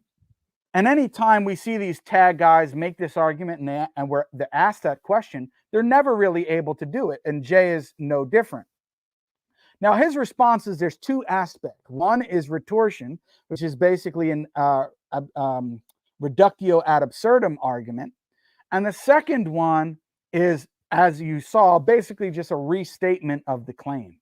Now, listen how I break this down to show how neither one is going to be sufficient to answer the initial question. Yeah, you're saying to posit them, but what's the justification for the claim that it is the only system that can account for those things? Is there, do you provide arguments or not? Retorsion, correct. The first one is retorsion. Okay. The first one is retorsion. Now watch this. Explain what retorsion is. Do you know, you're Jake the Muslim Metaphysician. I know what it is, but I've actually seen in your, okay, what is it? I've actually seen in your videos. Okay, what is it? You're not asking me questions. I'm asking you questions. You've explained in your videos that you critique the Thomists when they bring up the issue of retorsion. So can you explain it and explain how when they use it, they're not justified in doing so, but you are? Because they're classical foundationalists like you, and it's a reductio argument. I'm not a. So again, he claims I'm a classical foundationalist. He claims I'm a nominalist even with respect to properties. He claims that I'm a naive empiricist. I reject all of those. He has no idea what my positions are. Classical foundationalist. Now, it's a reductio. You are in the, you are. I'm not a classical foundationalist. You are. So you're going to tell me my own epistemology. I mean, the way you argued in the last comment, in the last section. I'm not a classical foundationalist. The way you just argued. Again, I'm going to ask you. believe in self-evident truths. I'm going to ask you again, Jay. You believe in self-evident truths, so you're lying. I'm asking. Now you're lying because you are. I'm asking. I'm asking you questions. Yeah. You critique the Thomist You're saying the only reason is because they're a classical foundationalist and you're not? How does that affect the legitimacy of them making the same move that you are? Because like you, they don't understand a meta level argument. Okay, so why don't you explain it to us other than making a claim? I didn't make a claim. I said that the first part of the argument is reductio, or retorsion argument, showing the absurdity of that worldview. And then the second part of the argument is to show and argue that only the Orthodox Christian metaphysic, epistemology, and ethic can ground the transcendental categories that are the preconditions for any possible knowledge. Okay, so there's two parts to it, Jay. Let's deal Correct. with the first part.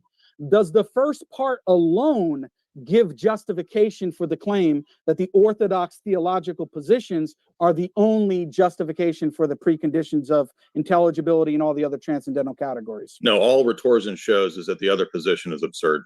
Okay, so there you have it. And answering to my question, Jay is admitting there's two parts. Retorsion, is the first part, retorsion, sufficient for justifying the Orthodox position? Jay says flat out no.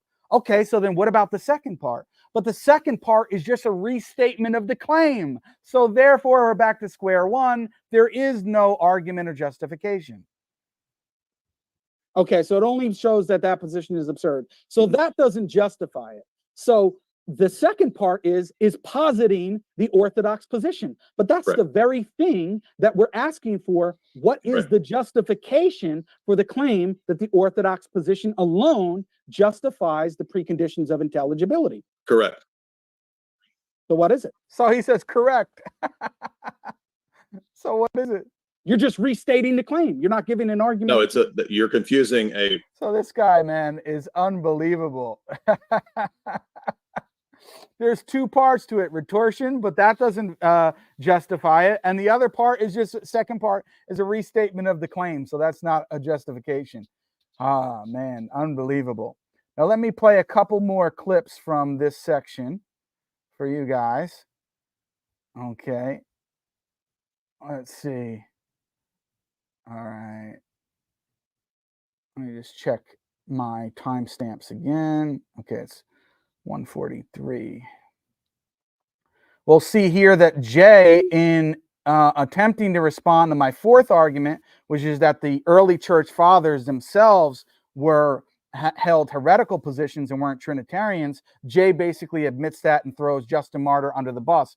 After he got his panties all in a bunch when I made that claim on the PBD show, and all the Christians went nuts and tried to respond because Robert Spencer was honest enough to actually throw Justin Martyr under the bus.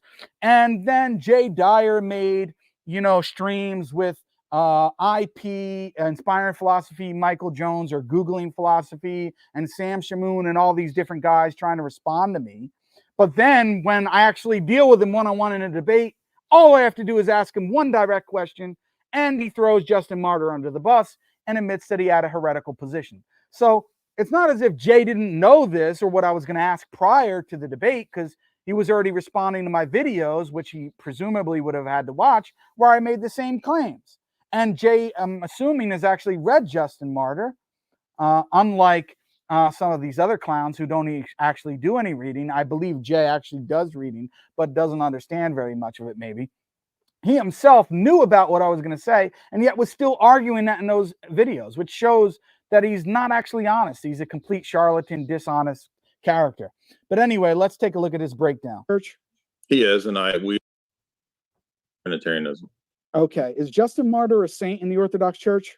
He is, and we address this in the Inspiring Philosophy stream, all of your arguments. Is it permissible to pray to him? We ask for his intercession. Okay. So when he declares that Jesus is another God and says that the Son is a product of the Father's will, are those heretical positions? There might be a lack of clarity there, but we already addressed this in the Inspiring Philosophy stream. Is it heretical to believe that the Son is a product of the Father's will? There's probably some lack of clarity there if that's an authentic text. Yeah. Is it heretical to believe that the Son is a product of the Father's will? Yeah. If he means it in that sense, we would say it's wrong. Okay. Is it heretical? It could be. Okay. So it's permissible to pray to heretical saints, correct? Well, we don't. So he's admitting, he's not saying that Justin Martyr didn't say that. I had to ask him 1, 2, a trinity of times to get him finally to answer in a genuine fashion. Is it heretical to believe that the Son is a contingent product of the Father's will, meaning that the Son is not a necessary being, that he had a beginning in time and is a contingent product of the Father's will, similar to creation? Now, for those of you who haven't seen it, I recently took part in a 7-hour detailed stream refuting all of these arguments about Justin Martyr, demonstrating that that's exactly what he believed, and showing that the early church fathers before the Council of Nicaea did not actually believe in the doctrine of the Trinity. So if you want to check that out, go check it out on Blogging Theology. Brother Paul's channel, Brother Bassam and myself went through for 7 hours demonstrating this. And I don't think the Christians are ever going to be able to even attempt to respond to something like that. But it's interesting that Jay can say, oh, we responded to this on the Inspiring Philosophy stream, but then admit when in an actual debate in cross-examination section, when your ass now is under the fire, right? Or you're sitting in the hot seat now, all of a sudden you admit, oh yeah, this is actually an incorrect position. We would say that this is wrong, and that it actually is a heretical belief, heretical position to believe in that. Now, let's go on further here to show that Jay is not just confused or ignorant of Arabic terminology. He also doesn't even understand the basics of our own epistemology and our own metaphysical position, our own basic positions about the essence of God and the attributes. Let's take a listen. Do Ethetes believe in divine simplicity, Jay? I don't remember. You don't know if we believe in divine simplicity. Well, you say that not in the sense of absolute. So he says, first question, Jay, do Ethetes, meaning the position that I'm defending, do we believe in divine simplicity? And he says, I don't know. Why would you say initially that you don't know, Jay? You don't know if we believe in divine simplicity? It's just a complete joke. There was no Arabic terminology being used there. The divine simplicity. Are we occasionalists? Some. And then I say, are we occasionalists? He says some. He goes on to waffle around, and by the end of it, he says, I'm not really sure if they're occasionalists or not. I'm not really sure if Ibn Taymiyyah is an occasionalist or not, because he's confusing and I don't really understand him. So he doesn't know if Ibn Taymiyyah is an occasionalist. He doesn't know what Ibn Taymiyyah's concept of the fitrah is. He claims that Ibn Taymiyyah believes that some of God's attributes don't have a meaning. He claims that the only similarity is between the name and not the meaning. He claims that he's not sure whether or not Ethetes or our position are actually proponents of divine simplicity. I mean, are you kidding me? And yet how are you going to critique our position, our theology, and our epistemology when you don't even know the basics about it? It's a complete joke. Really, I was expecting a lot better from Jay because he's usually not this bad. Now, let me go to Jay's final cross-examination section and give him a chance. Let's play a brief section from that. Okay. All right. 151 here. Okay. Here we go. It's not meaningless. Nominalist predication. Nominalist predication is not meaningless. Exactly. It's not meaningless. Nominalist predication is not meaningless. It's circular. That's the point. It's arbitrary because you're just using another created object to try to explain what is beyond the created. That's the whole point of the argument. That's what I've been arguing this whole time. And that's why your position contradicts, because on the one hand, the uncreated. So, I mean, here he goes. He says that nominalist predication, and he's made this accusation several times throughout the debate, that nominalist predication is meaningless, it's circular, and it's arbitrary. What is the argument or evidence for it? There is no argument or evidence that Jay gives to show that it's circular, meaningless, or arbitrary. And actual metaphysicians, actual students of theology and philosophy, unlike Jay, don't make the claim that nominalist predication is utterly meaningless, because there are plenty of nominalists that are not even Muslims or even believe in God. And there's no accusation that their predication is utterly meaningless just because they don't believe in the existence of these sort of mind independent realities, which are universals. There is no argument for that, even in the scholarly academic literature. So it's just a complete joke. So I just wanted to highlight that one section from Jay's cross. Now let me go to Jay's closing statement to show that the main issue, which has not been solved up until now, is this Jay counting three gods situation. Let's see if did he learn his lesson from the entire debate, and by the end of it, did he change? Is he singing a different tune? Unfortunately, that's not the case. Jay repeats the same falsehoods yet again, claiming that Jake counts by division and that Jay somehow has solved the LPT, which he hasn't. I said that when he uses the terminology of inseparability, that he's using the idea of counting by division. And it's simply saying that. So he goes back to his original claim that by Jake saying inseparability, that Jake is counting the attributes by division. No, I'm not. By the fact that they're inseparable and yet I count them as more than one proves that I'm counting by identity and not separability. It's the exact opposite. So he's repeating the same embarrassment again in his closing statement. It's a complete joke. I refuted this countless times in the debate, and I'm doing it again here in the review. And Jay, that if you say, for example, that the attribute, he still repeats the same nonsense over and over again. Now, let me see here. Okay, so now let me go to the other video, which is Jay Dyer's debate review video. Because after that, that was pretty much the end of the debate. It went into question and answer just from the audience after that. But there wasn't really much there to highlight. So let me now share my screen again and show you guys Jay Dyer's own debate review. Not this one. Sorry, 1 second. Okay. Here it is. And let me remind you guys of what Jay Dyer said about his own debate performance. After watching that, let's see. Is this accurate, Jay's body language and what he says? Let's see. So again, thank you so much to Lewis, Kai, and Dr. Bo Branson today. We're going to do a review of the Jake debate. Kai has a lot of information and slides he's going to share. And I felt like, it went okay. There was a couple places I could have done better. I always feel like that, I guess, after a debate. But Dr. Bo and Kai and Lewis had a lot of good insights, a lot of good book. Does that seem like a guy who's confident? That doesn't seem like a guy who's confident that he just won a debate, right? I felt like it went okay. There were a couple places I could have done better. I always feel like that, I guess, after a debate, right? So that was really interesting. Now,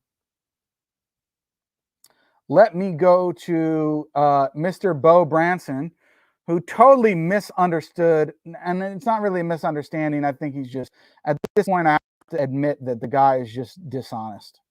He's not an honest person by his claim that he makes here. So let me show that.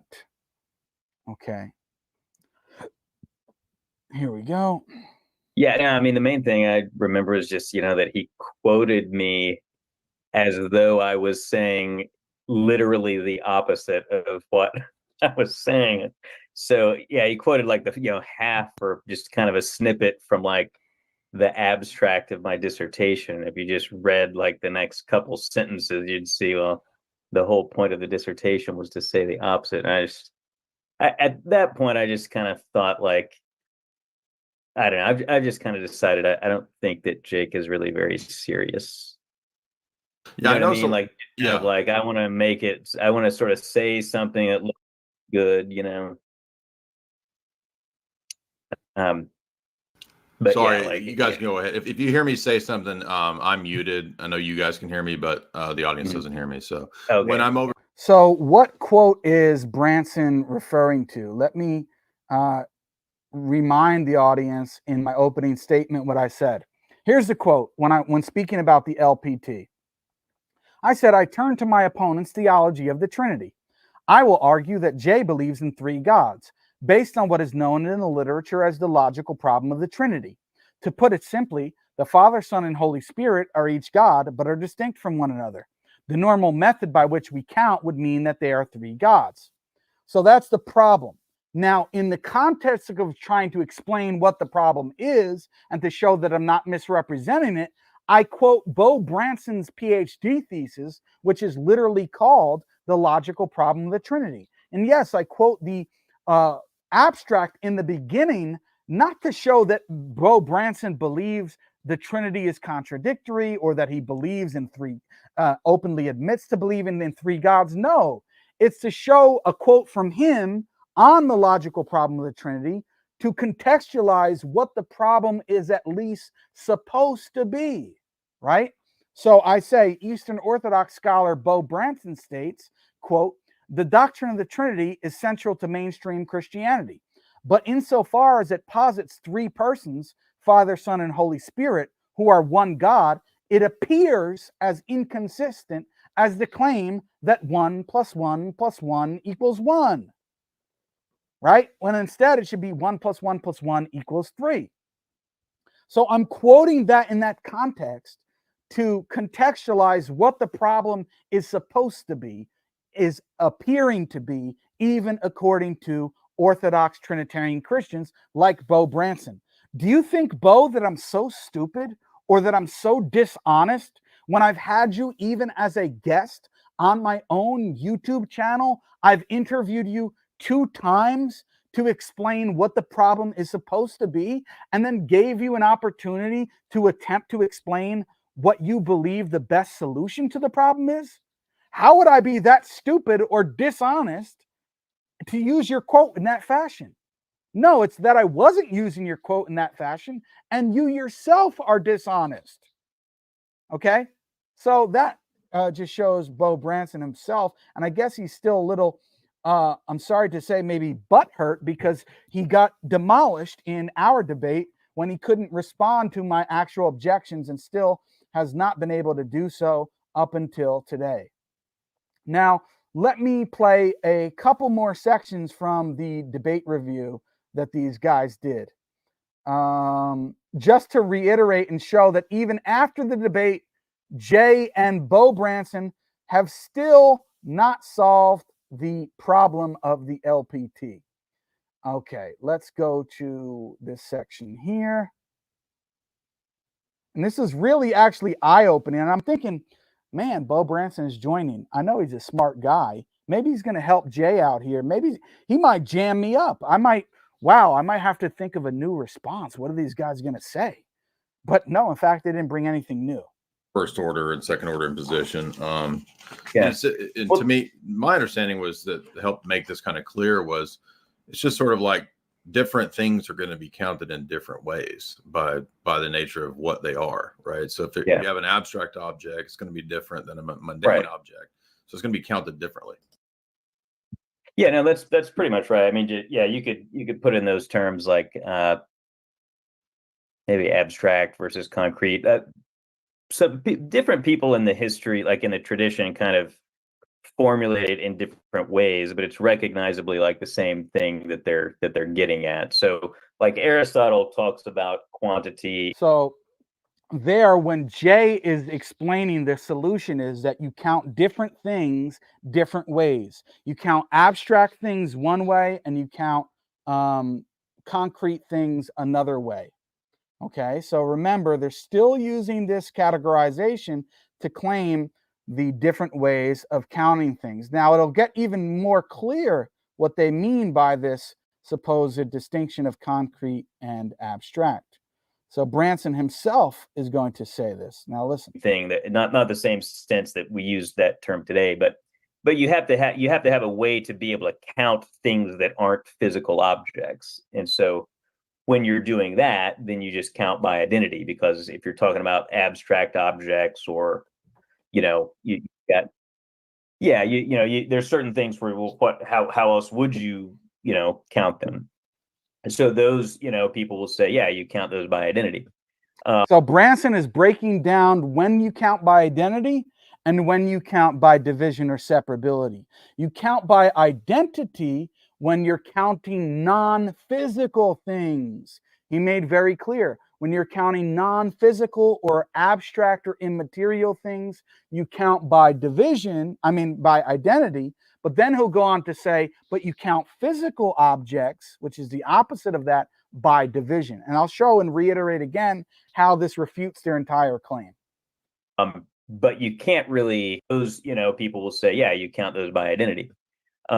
But you can't really, you just can't do that with physical objects, because physical objects can overlap, or they can. So, if you had, I'll give you a few. I mean, there's a million of these kind of problems and counterexamples, but a simple one is just. So there, Bo Branson makes, again, a clear distinction.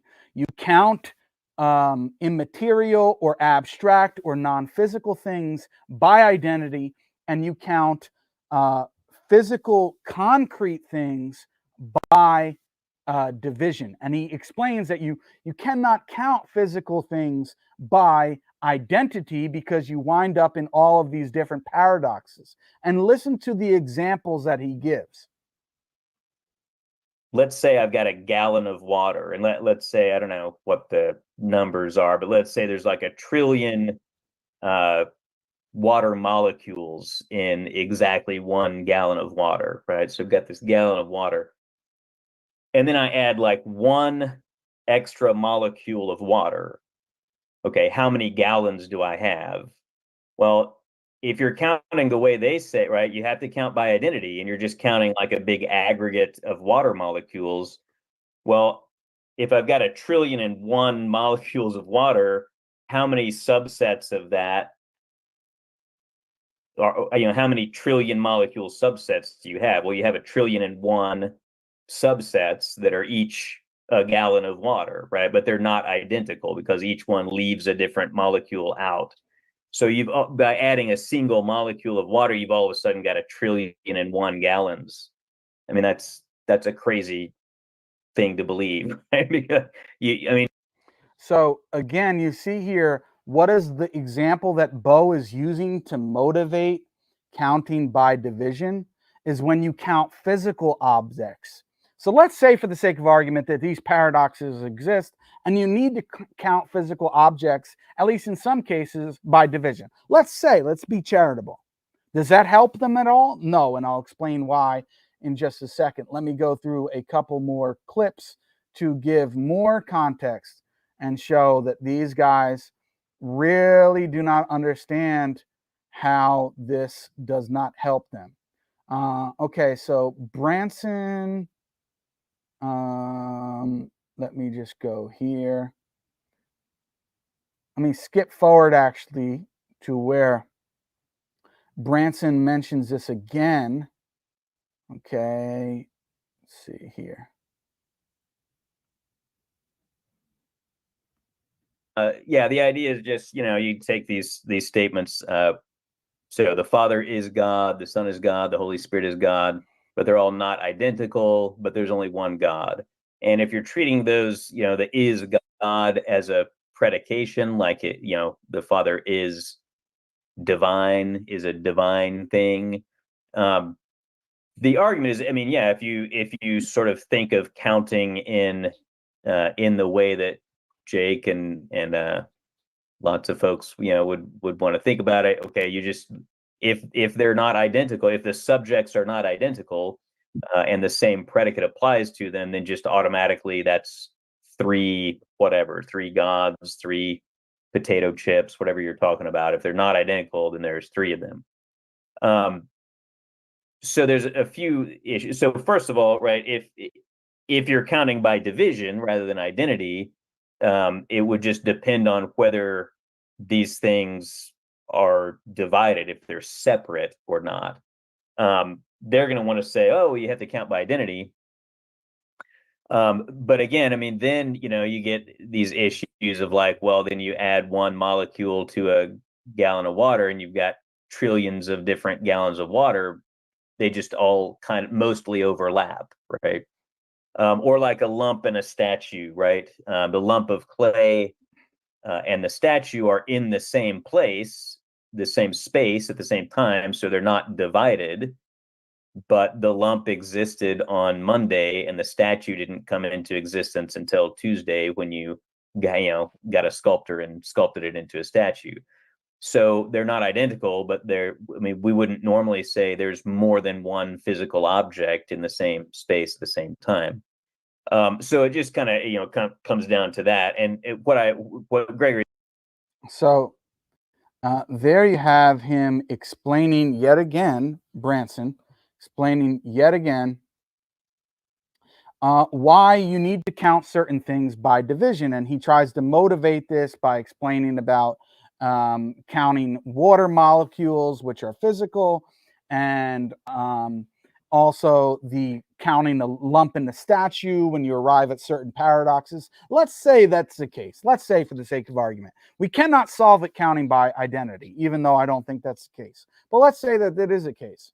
However, even if we granted this would only motivate the need to count by division in relation to certain physical things, certain concrete physical things, when we get paradoxes from counting them by identity.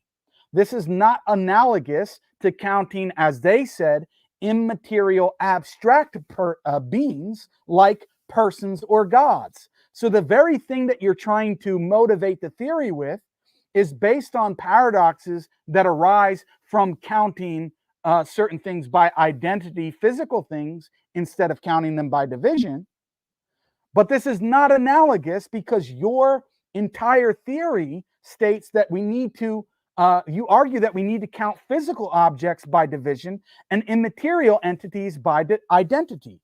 But then you would have to count gods and persons by identity because they're immaterial, they're not physical, which therefore would mean there should be 3 persons and 3 gods. But you don't do that, and therefore your own theory is contradictory, and the motivation that you're giving isn't actually going to motivate us to count gods by division, because gods and persons are immaterial according to you. And therefore they don't fit into the physical concrete range that you guys yourself are making the division or principle based on. So you're not consistent with your own principle of counting. That's the whole point, which is demonstrating that you're ad hoc. You're saying to count immaterial abstract things by identity, which would mean you should count gods by identity because they're abstract immaterial entities, which would mean 3 gods, but then you count them by division. So you're contradicting your own principle. And the things you're using to motivate counting by division would only apply to physical objects, not to immaterial abstract objects. So you're refuting your own position. It's absolutely amazing how these guys don't see this. Now, I want to go on back now, actually, to, let's see here. Okay. Now, Branson, listen to his cope here. And I think he actually, and this is why I say the guy is dishonest and these guys are dishonest.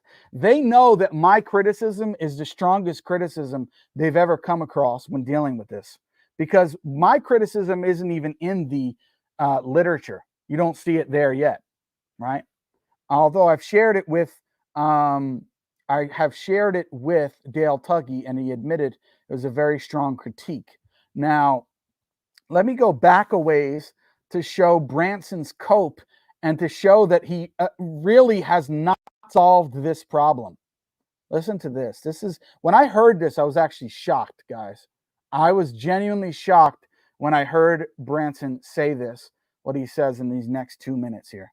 It's not clear to me like how this actually matters, because I mean, like we kind of, as shorthand, like we will express the doctrine of the Trinity by saying there's these three hypostases, but they're one God. But suppose that you said, oh no, okay, well, you got to say that they're really one hypostasis.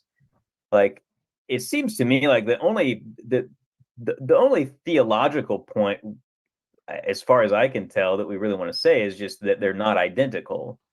Like the Father's not just identical to the Son, the Father's not identical to the Spirit, the Son isn't identical to the Spirit. Like they're just not identical. So if you say like, well, okay, you can say that Father, Son, and Holy Spirit are not identical, but you still have to like call them three. You have to call them one hypostasis instead of three. Like, I mean, okay, but anyway, they're not identical. I mean, like all we want to say is they're not identical, but they're just one God. That's a good point. You get like a non-substantive. Yeah, I mean, yeah, it just doesn't seem like it just seems like you're kind of saying, well, you need to express the doctrine differently. I feel like this happens a lot, like with Muslims and like some Unitarians I've interacted with and stuff, where people will try to just like get this kind of verbal result. It's just like, well, but if you look at the result of the whole thing, it's just like, well, the picture is fine, like the actual substance of the idea ends up being like just fine. You're just kind of complaining that you should express it differently or something, and it just seems like it just seems like a silly thing to argue about. Yeah, I also just it's not merely that you are expressing it different, it's that you're contradicting your own principle, and that if you were consistent, then you would express it differently, which is problematic. To say that it's not problematic to admit that on our counting method, strictly speaking, there would only be one person in the Trinity, that's to admit that the Trinity is not a Trinity, that there's only one person. Are you kidding me? So Branson says it's not clear to him, right? It's not clear to him why this even matters. So let me explain it to you, Bo, because you're not too swift, apparently. Suppose that you had to say there is only one hypostasis, one person. Branson claims that this wouldn't be problematic because you would just have to express the doctrine differently. But that's precisely the point.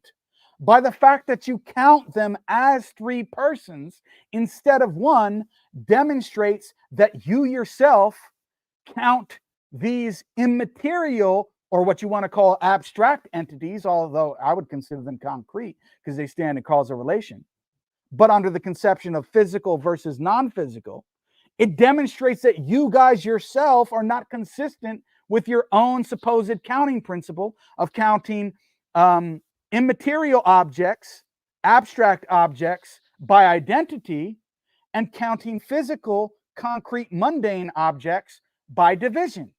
It demonstrates that you're not consistent with that, because if you were, you would have to say that there is only one person and one God in the Trinity. However, you want to count gods by division. This is the inconsistency. The church father didn't count them as one person. And it's not trivial to say, oh, there's only one person in the Trinity. Then it wouldn't be a Trinity. So it's not merely about the term, but it's demonstrating your inconsistent ad hoc counting method. Is that clear, Bo? Is that clear enough for you and Jay? If not, listen to it 2 or 3 more times. You might get it after the 3rd time. Okay. Now,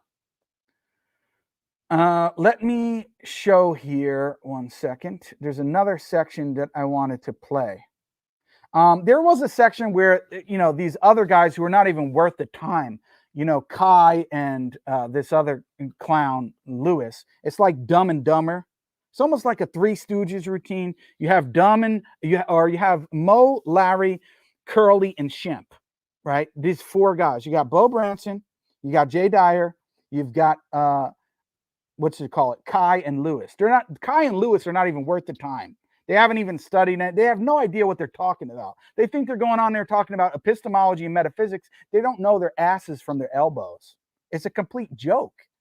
And for them to even be given a platform by people like Dyer and Branson shows, this is a complete joke. Seriously.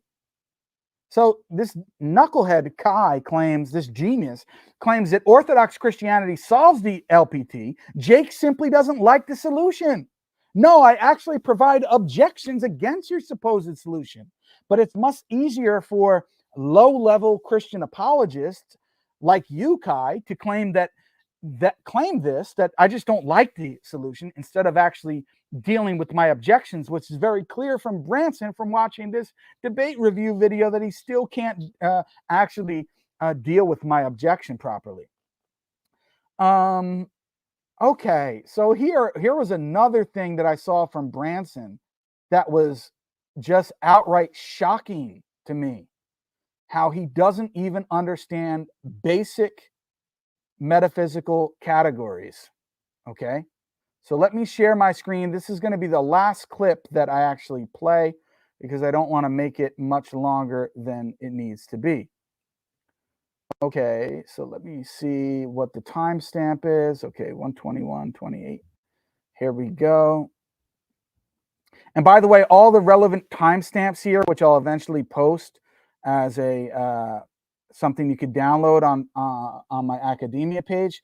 All the timestamps are based on my version of the debate on my own channel. Because if you looked at it on Modern Day Debate, I don't know how Jay's is, but on the one that he uploaded. But if you look at it on Modern Day Debate, the timestamps won't match up because there's a part at the end where the host of the channel, James, just starts talking, and Jay and I are not there. We have already left. He's just chatting with the audience. I clipped that part out when I uploaded it to my channel. So if you want to follow the timestamps, you have to do it based on my actual video. Okay, this is 121:28 here. Okay, here we go.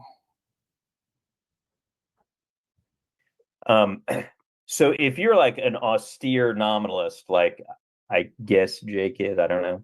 But anyway, like, you know, all there are concrete objects, physical concrete objects, or I mean, I guess God's a concrete object. But anyway, so there's just these concrete objects, right?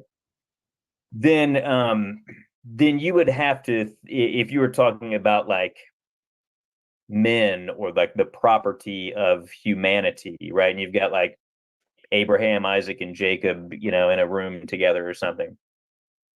Well, if you're a nominalist, you don't have any properties or universals or tropes or anything to work with, right? You've just got those three guys, right? So, and they're physically separated. They're separate or divided things. So you would have to think about, if you were going to talk about something abstract like humanity, you would just have to kind of identify humanity with like the aggregate of those three concrete objects, right? And you'd say, okay, humanity is divided into these three bits, parts of the big human. Like humanity is just the big kind of sum of those things, and it's divided into these three individuals. So there's three. You'd say there's three men. If you're a trope theorist, you think each one of them has, so everybody has human nature, but you'd say, if you're a trope theorist, you'd say Abraham, Isaac, and Jacob each have their own individual little bit of humanity, their own individual nature. And then what would humanity as a whole be? Like the universal would just have to be kind of the aggregate of those tropes, those little individual bits of humanity. So then again, humanity is divided into these three tropes, right, that are located inside in the people. So again, you get humanity is divided and there's three men, because that's, you count by division. If you think that humanity is a universal and it's literally identical in each of the instantiations, right, then there's only like humanity just is this one thing, and it's not really divided, right? It's just in all these guys. So I think that the latter kind of is how Gregory of Nyssa thinks about things. Like he's thinking about natures as immanent universals, basically.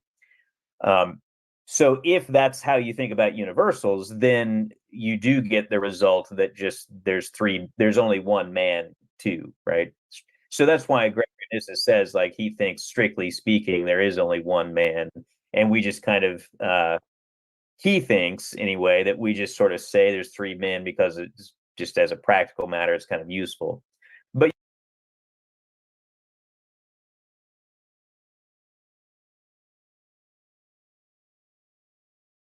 sorry, I was muted. Branson, there's a couple things to see from this clip.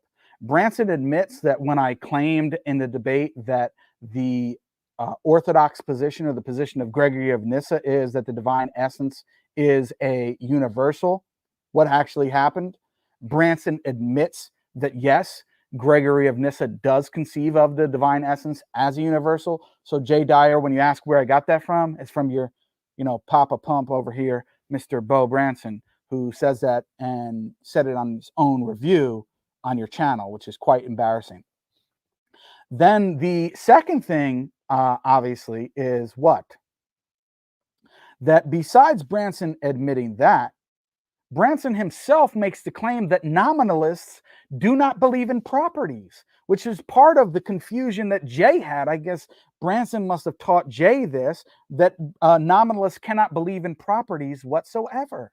But this is not the case. And I'm going to demonstrate this and give you guys a little, seminar here on nominalism in just a brief second. Okay? Because this is part of the reason why Jay gave such low-level critiques based on his understanding of nominalism and naive empiricism, which I do not actually hold to, which Branson thought that I did. Okay?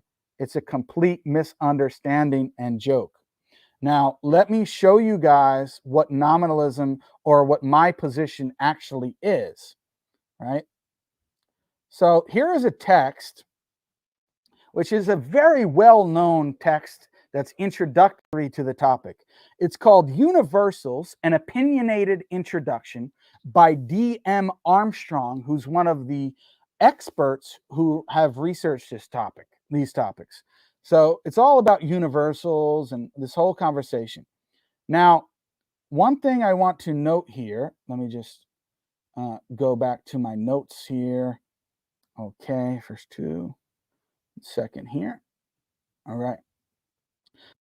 Let's go to just the preface of the book. We don't have to even go too far, guys. Read this section here. Okay. You see here, it says, this book is intended to be intelligible to the advanced undergraduate student and also be suitable for graduate seminars. So maybe this is a graduate seminar for Branson and Dyer. The other two guys, they don't even know what the difference between a universal and particular even is, but that's another story. However, I hope that it will also be of interest to professional philosophers like you're supposed to be, Bo. So take a listen. Particularly those who are sympathetic to the project of an empirical metaphysics, since the publication of my book, Universals and Scientific Realism, in 1978.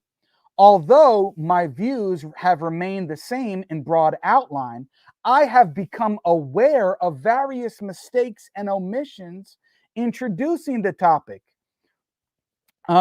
Various mistakes and omissions in what I said then, meaning in his earlier publication. The present work, therefore, besides introducing the topic, tries to push the subject further ahead. Now listen, this is a very important part, this next paragraph. I now think that a particular type of moderate nominalism, moderate because it admits properties and relations. Wait, hold on a second.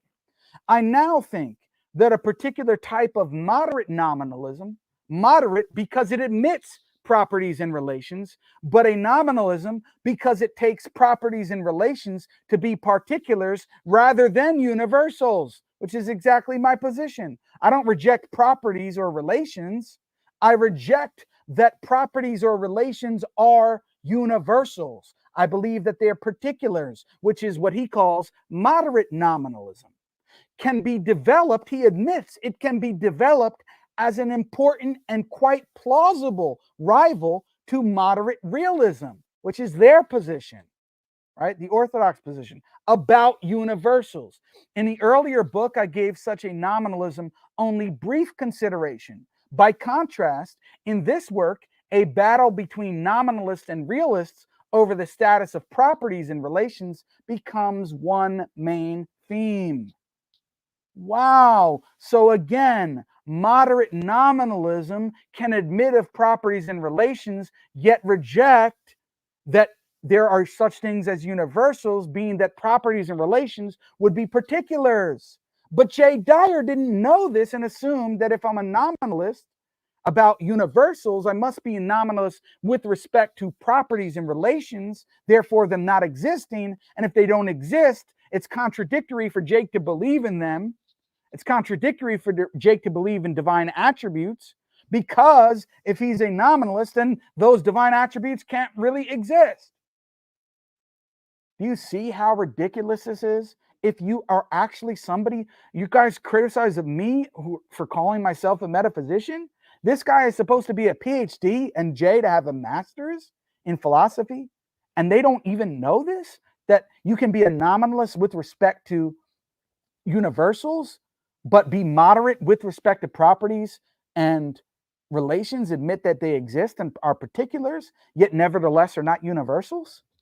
Wow, I didn't realize that I had to give you guys this lesson, but guess what? It's for free. But by the way, if you want to actually support the channel, just as a sidebar, the best way to do so in terms of a donation is at the GoFundMe link, which is pinned at the top of the description of this video, as well as ticking across the bottom of the screen. So if you guys are enjoying this, you guys are actually learning something and want to actually help me out and support the channel, then the best way to do so is give a donation there. And Bo and Jay, I'd even accept donations for you since I'm teaching you for free at the moment. Now, let's go to the next relevant section in the book. Okay, let me just show you guys here. All right, I'm going to have to scroll down for a little while here. Let's see if I can find it. All right.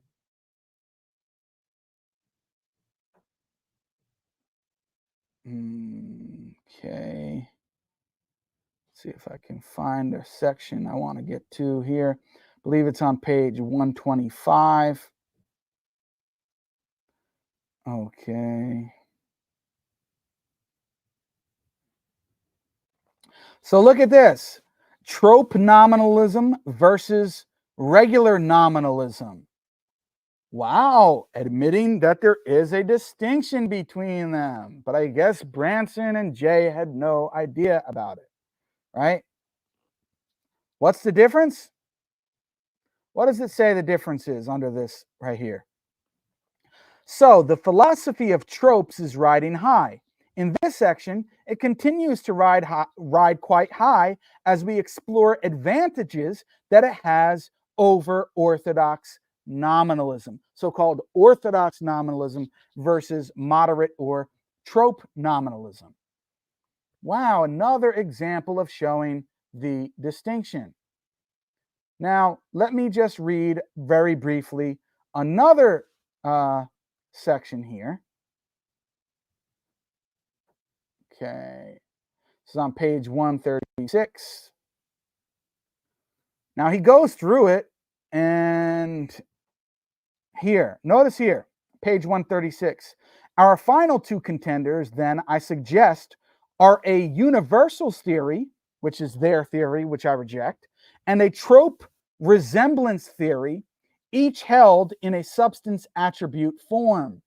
How do we adjudicate how do we adjudicate between these two views? So he's admitting that he thinks, this author, Armstrong, the two strongest views are a realist view regarding universals and a trope resemblance theory in the substance attribute form, which is basically my position. Now, you can have criticisms of it, but one of the criticisms is that not that it doesn't admit of properties, and therefore, if Jake believes in properties, he's taking a contradictory position. That's not a genuine critique. Anyone who knows this would understand that my position admits of properties and relations, but not universals. Now, just one last comment here on this whole counting by division and separability thing. I hope people understand this, right? That Bo himself admitted when talking about the things regarding counting, how counting works is when you predicate something like God of distinct subjects, do you count them as one or more than one? When you count whiteness, for example, of distinct things, do you count them as one white thing or three white things? Now, what Bo is saying is that if they're physical objects and they are not separated from each other, then if you predicate it more than one time, you would only count them as one. Otherwise, you wind up in these paradoxes. But notice the key thing is, how many times are you predicating it? If you're only predicating it of it one time, then you only get one, and there is no counting by division. Also, when it comes to identity, counting by identity, you count by the number of times you predicate of the subject. So if the Father is God, the Son is God, and the Holy Spirit's God, and you count by identity, then even though they're not separable or divided or divisible, that would mean that there are three gods. Likewise, Jake, how do I count God's essence? Well, I only predicate the essence of God one time. So therefore, I'm counting the essence by identity. There only is one divine essence. How many attributes does Jake believe in? One or many? One. Do I believe in one attribute or many attributes? Jake believes in many attributes, and I count the number of attributes based on the number of times that I predicate the attributes of God, which would mean many attributes, more than one. So in both cases, in terms of the essence and in terms of the attributes, I'm predicating them, the attributes I'm predicating more than one time. So counting by divinity, so counting by identity, I count them more than one, not one.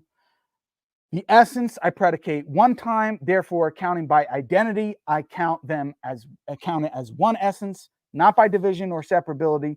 And same thing with the attributes. If I was counting it wouldn't even make sense to talk about counting the essence by division or separability, because it's one thing only predicated of God one time, and therefore there's no room to even talk about counting by division or separability.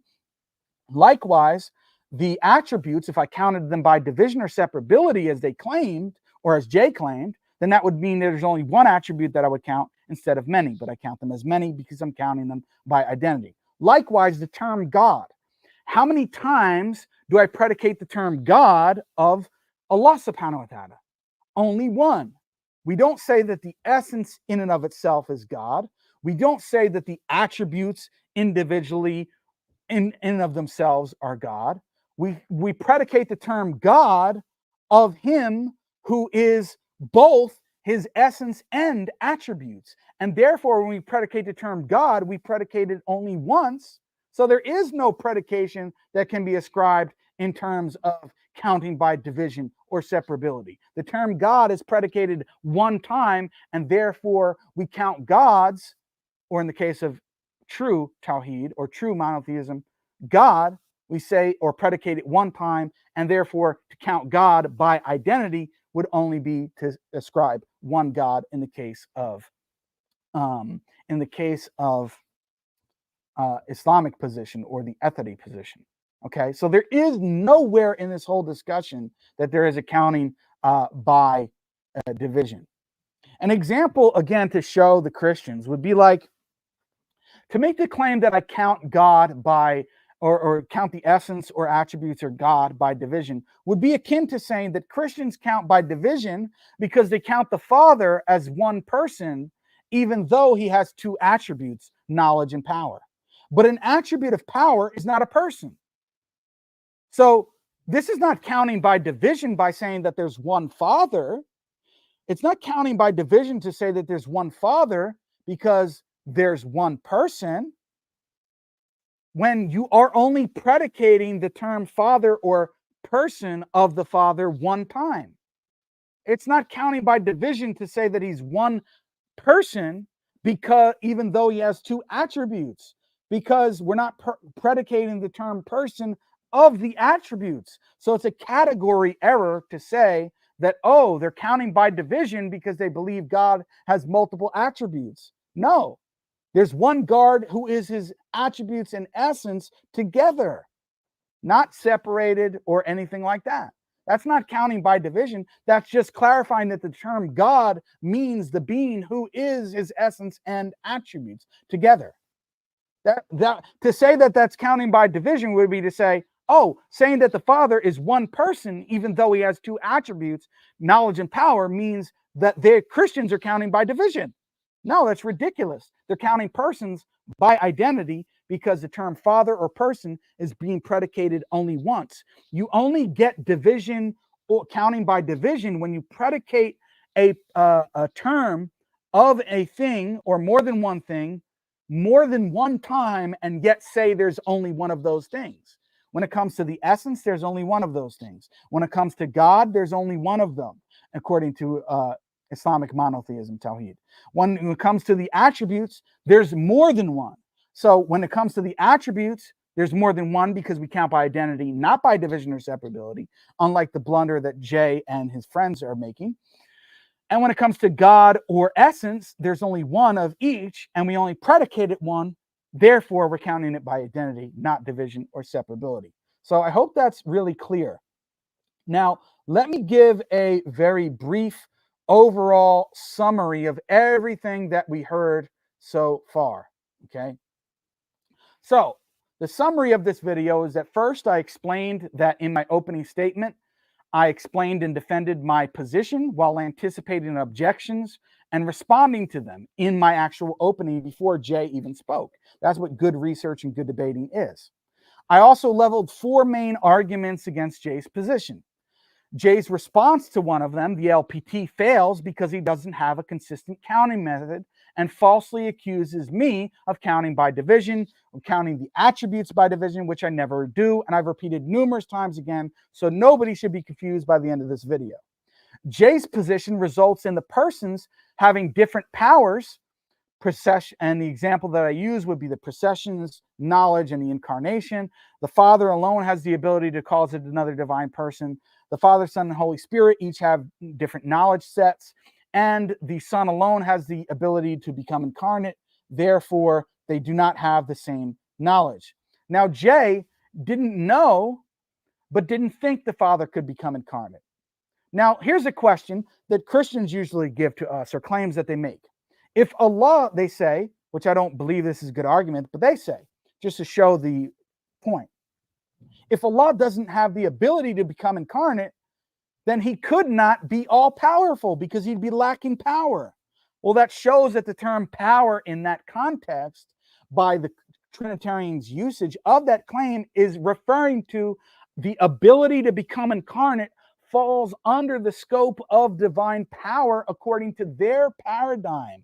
We would say that it's contradictory and therefore has nothing to do with the power of God. But nevertheless, they make the claim that Allah subhanahu wa ta'ala doesn't have the same power as the Son of God because the Son of God has the ability to become incarnate, but yet God, according to Islamic monotheism, doesn't. And they say, therefore, their God is more powerful than ours.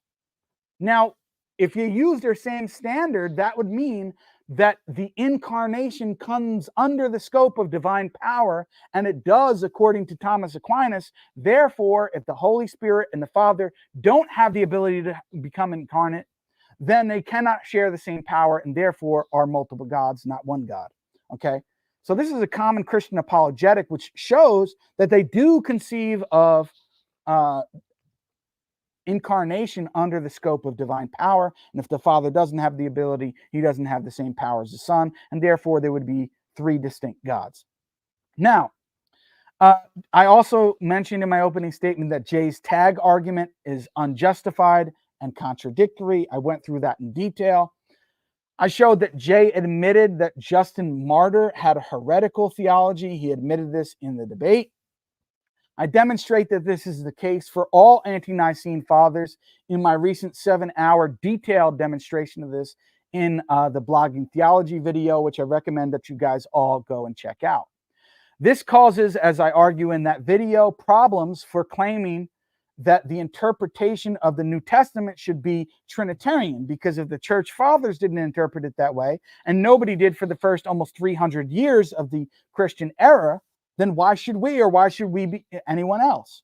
This also cast doubt on the notion or doctrine of apostolic succession, that Jesus and his apostles were teaching the doctrine of the Trinity, and that they had the same liturgical practices as well as key theological positions like Trinitarianism. It casts doubt on the fact that Jesus would have been teaching this if we can't find it in the New Testament, and we also can't find it amongst the early scholars of the Christian tradition.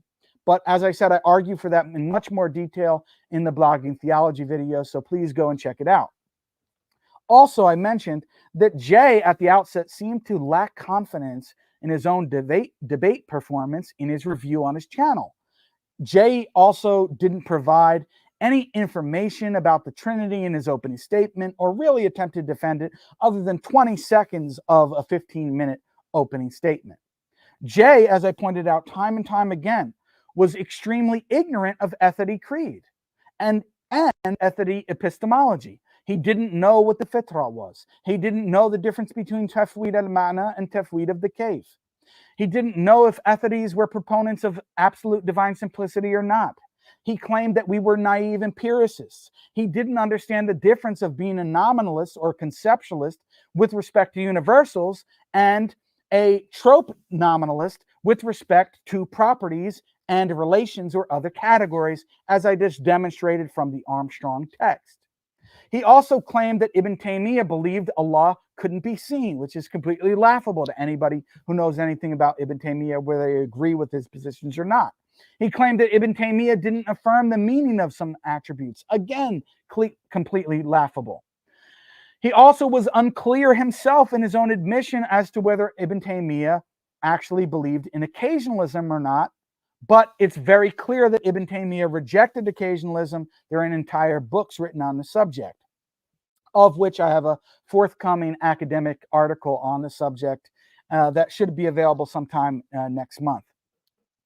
Also, Jay claimed that Ibn Taymiyyah believed that God had created acts in God's essence. Again, he gave a false dichotomy, and I showed that Ibn Taymiyyah's position, as well as Imam al-Bukhari, and as defended in the paper that I wrote, which is available on my academia page and will be in the description of this video, is that our position is that no, Allah subhanahu wa ta'ala can have acts or actions like creating or sustaining and so on and so forth, different actions that have a beginning in time, and yet they're uncreated. We don't say that they're acts which are created. In fact, we critique and argue against that position. Jay also falsely claims that predication done by nominalists is meaningless. This is false. Jay gave no argument for it, and it's not represented in this fashion, even by critics in the academic literature. Jay completely lost the debate on his inability to defend his polytheism in response to the LPT and his false assertion that I count by division. Jay and Branson also have inconsistent counting methods, as I demonstrated, and Branson still hasn't solved it, as was clear in his own review of the video. How is that the case? Because Branson and Jay say physical objects are counted by division and immaterial abstract objects are counted by identity. Okay, if that's the case, well, gods are immaterial abstract objects according to their definition. They're not physical objects, which means they should be counted by identity, which means they would be three gods, but yet they don't do that. Therefore, they don't apply their own supposed counting method consistently, and that's because it's ad hoc in an attempt to avoid their polytheism. Jay also said that God doesn't have propositional knowledge or anything analogous to it via the I-indexical arguments that I gave. However, he failed to actually respond to my Stan Eloy quote, which I gave earlier, which demonstrates that Stan Eloy believed that God had three centers of consciousness or three minds, which is clearly polytheism. Jay himself admitted to believing in three little g gods, which that's basically the end of the debate right there. Jay also admitted the Catholic view is modalism, and he I emphasized that this is significant because the Thomist view would fall into modalism under classical logic and classical counting methods, and the Orthodox view would fall under polytheism according to classical logic and classical counting methods. As I noted briefly, Dr. Branson, whom I debated twice, dishonestly misrepresented my intention of his quote.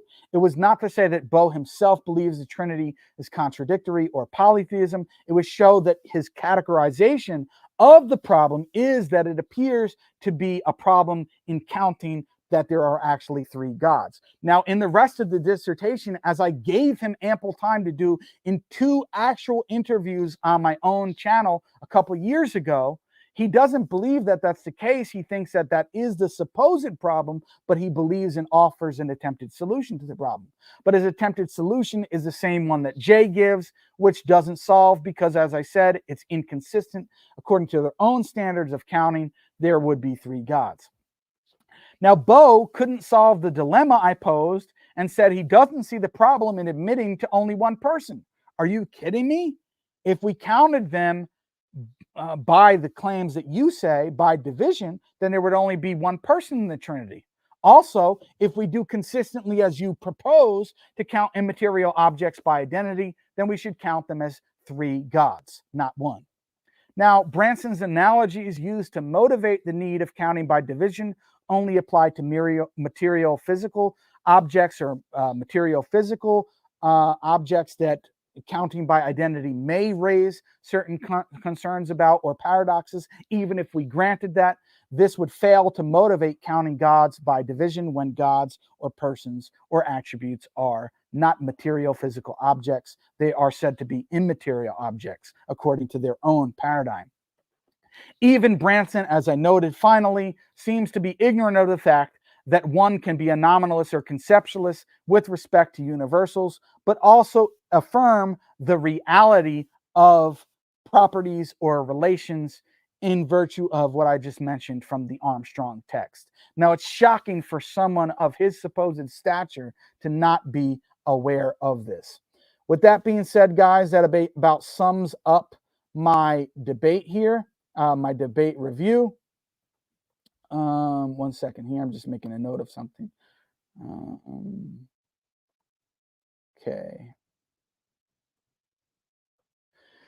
So like I said, guys, what I'm going to do to make this easier for people who want to refer back to this video, what I'm going to do is I'm going to upload the notes and timestamps that I have that are even more detailed than this review, so you can go and take a look at it and watch it or reference it again, whether it be watching the actual debate again or watching the review again. I will put a link in the description of this video to that in the next coming hours, inshallah, as well as some other relevant links that I linked to in this debate review video. With that being said, guys, honestly, I can say that this was probably one of the easiest debates or easiest wins that I've ever experienced. Jay Dyer was extremely unprepared. He didn't understand our ethity position, yet he was trying to critique our epistemology and metaphysical positions without understanding even the basics about them. And then regarding his own position, he didn't even attempt to explain or argue for it in his opening statement. And as I explained through my numerous arguments, results in polytheism based on them not having the same power, based on the LPT.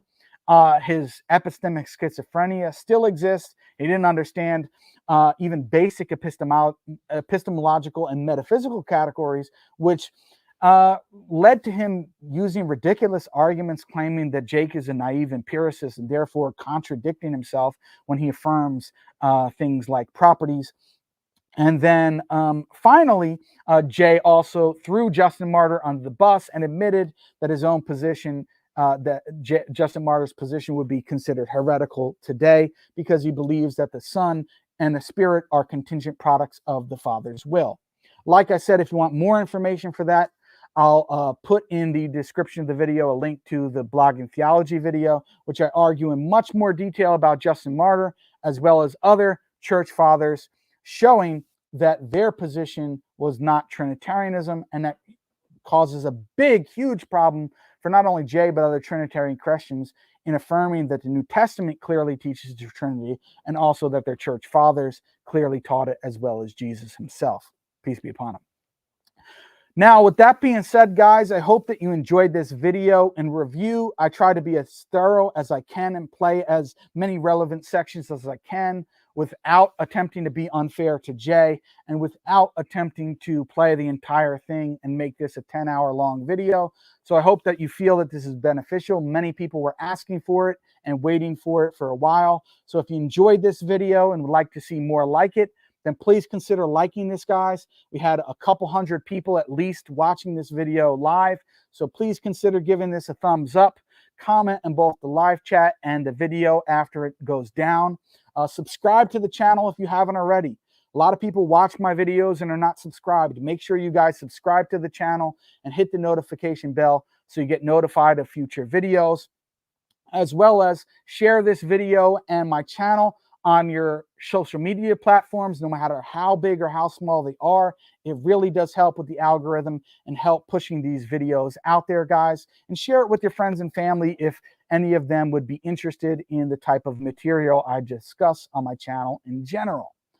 And if you guys want to go above and beyond, then I am truly requesting your support by supporting me in terms of donating at the GoFundMe link, which is ticking at the bottom of the screen, as well as pinned in the top of the description of this video, as well as my other videos. So I am doing this full time now, guys. I am doing Dawah and YouTube and social media full time now. So any of your donations are very much appreciated, and I am requesting your support.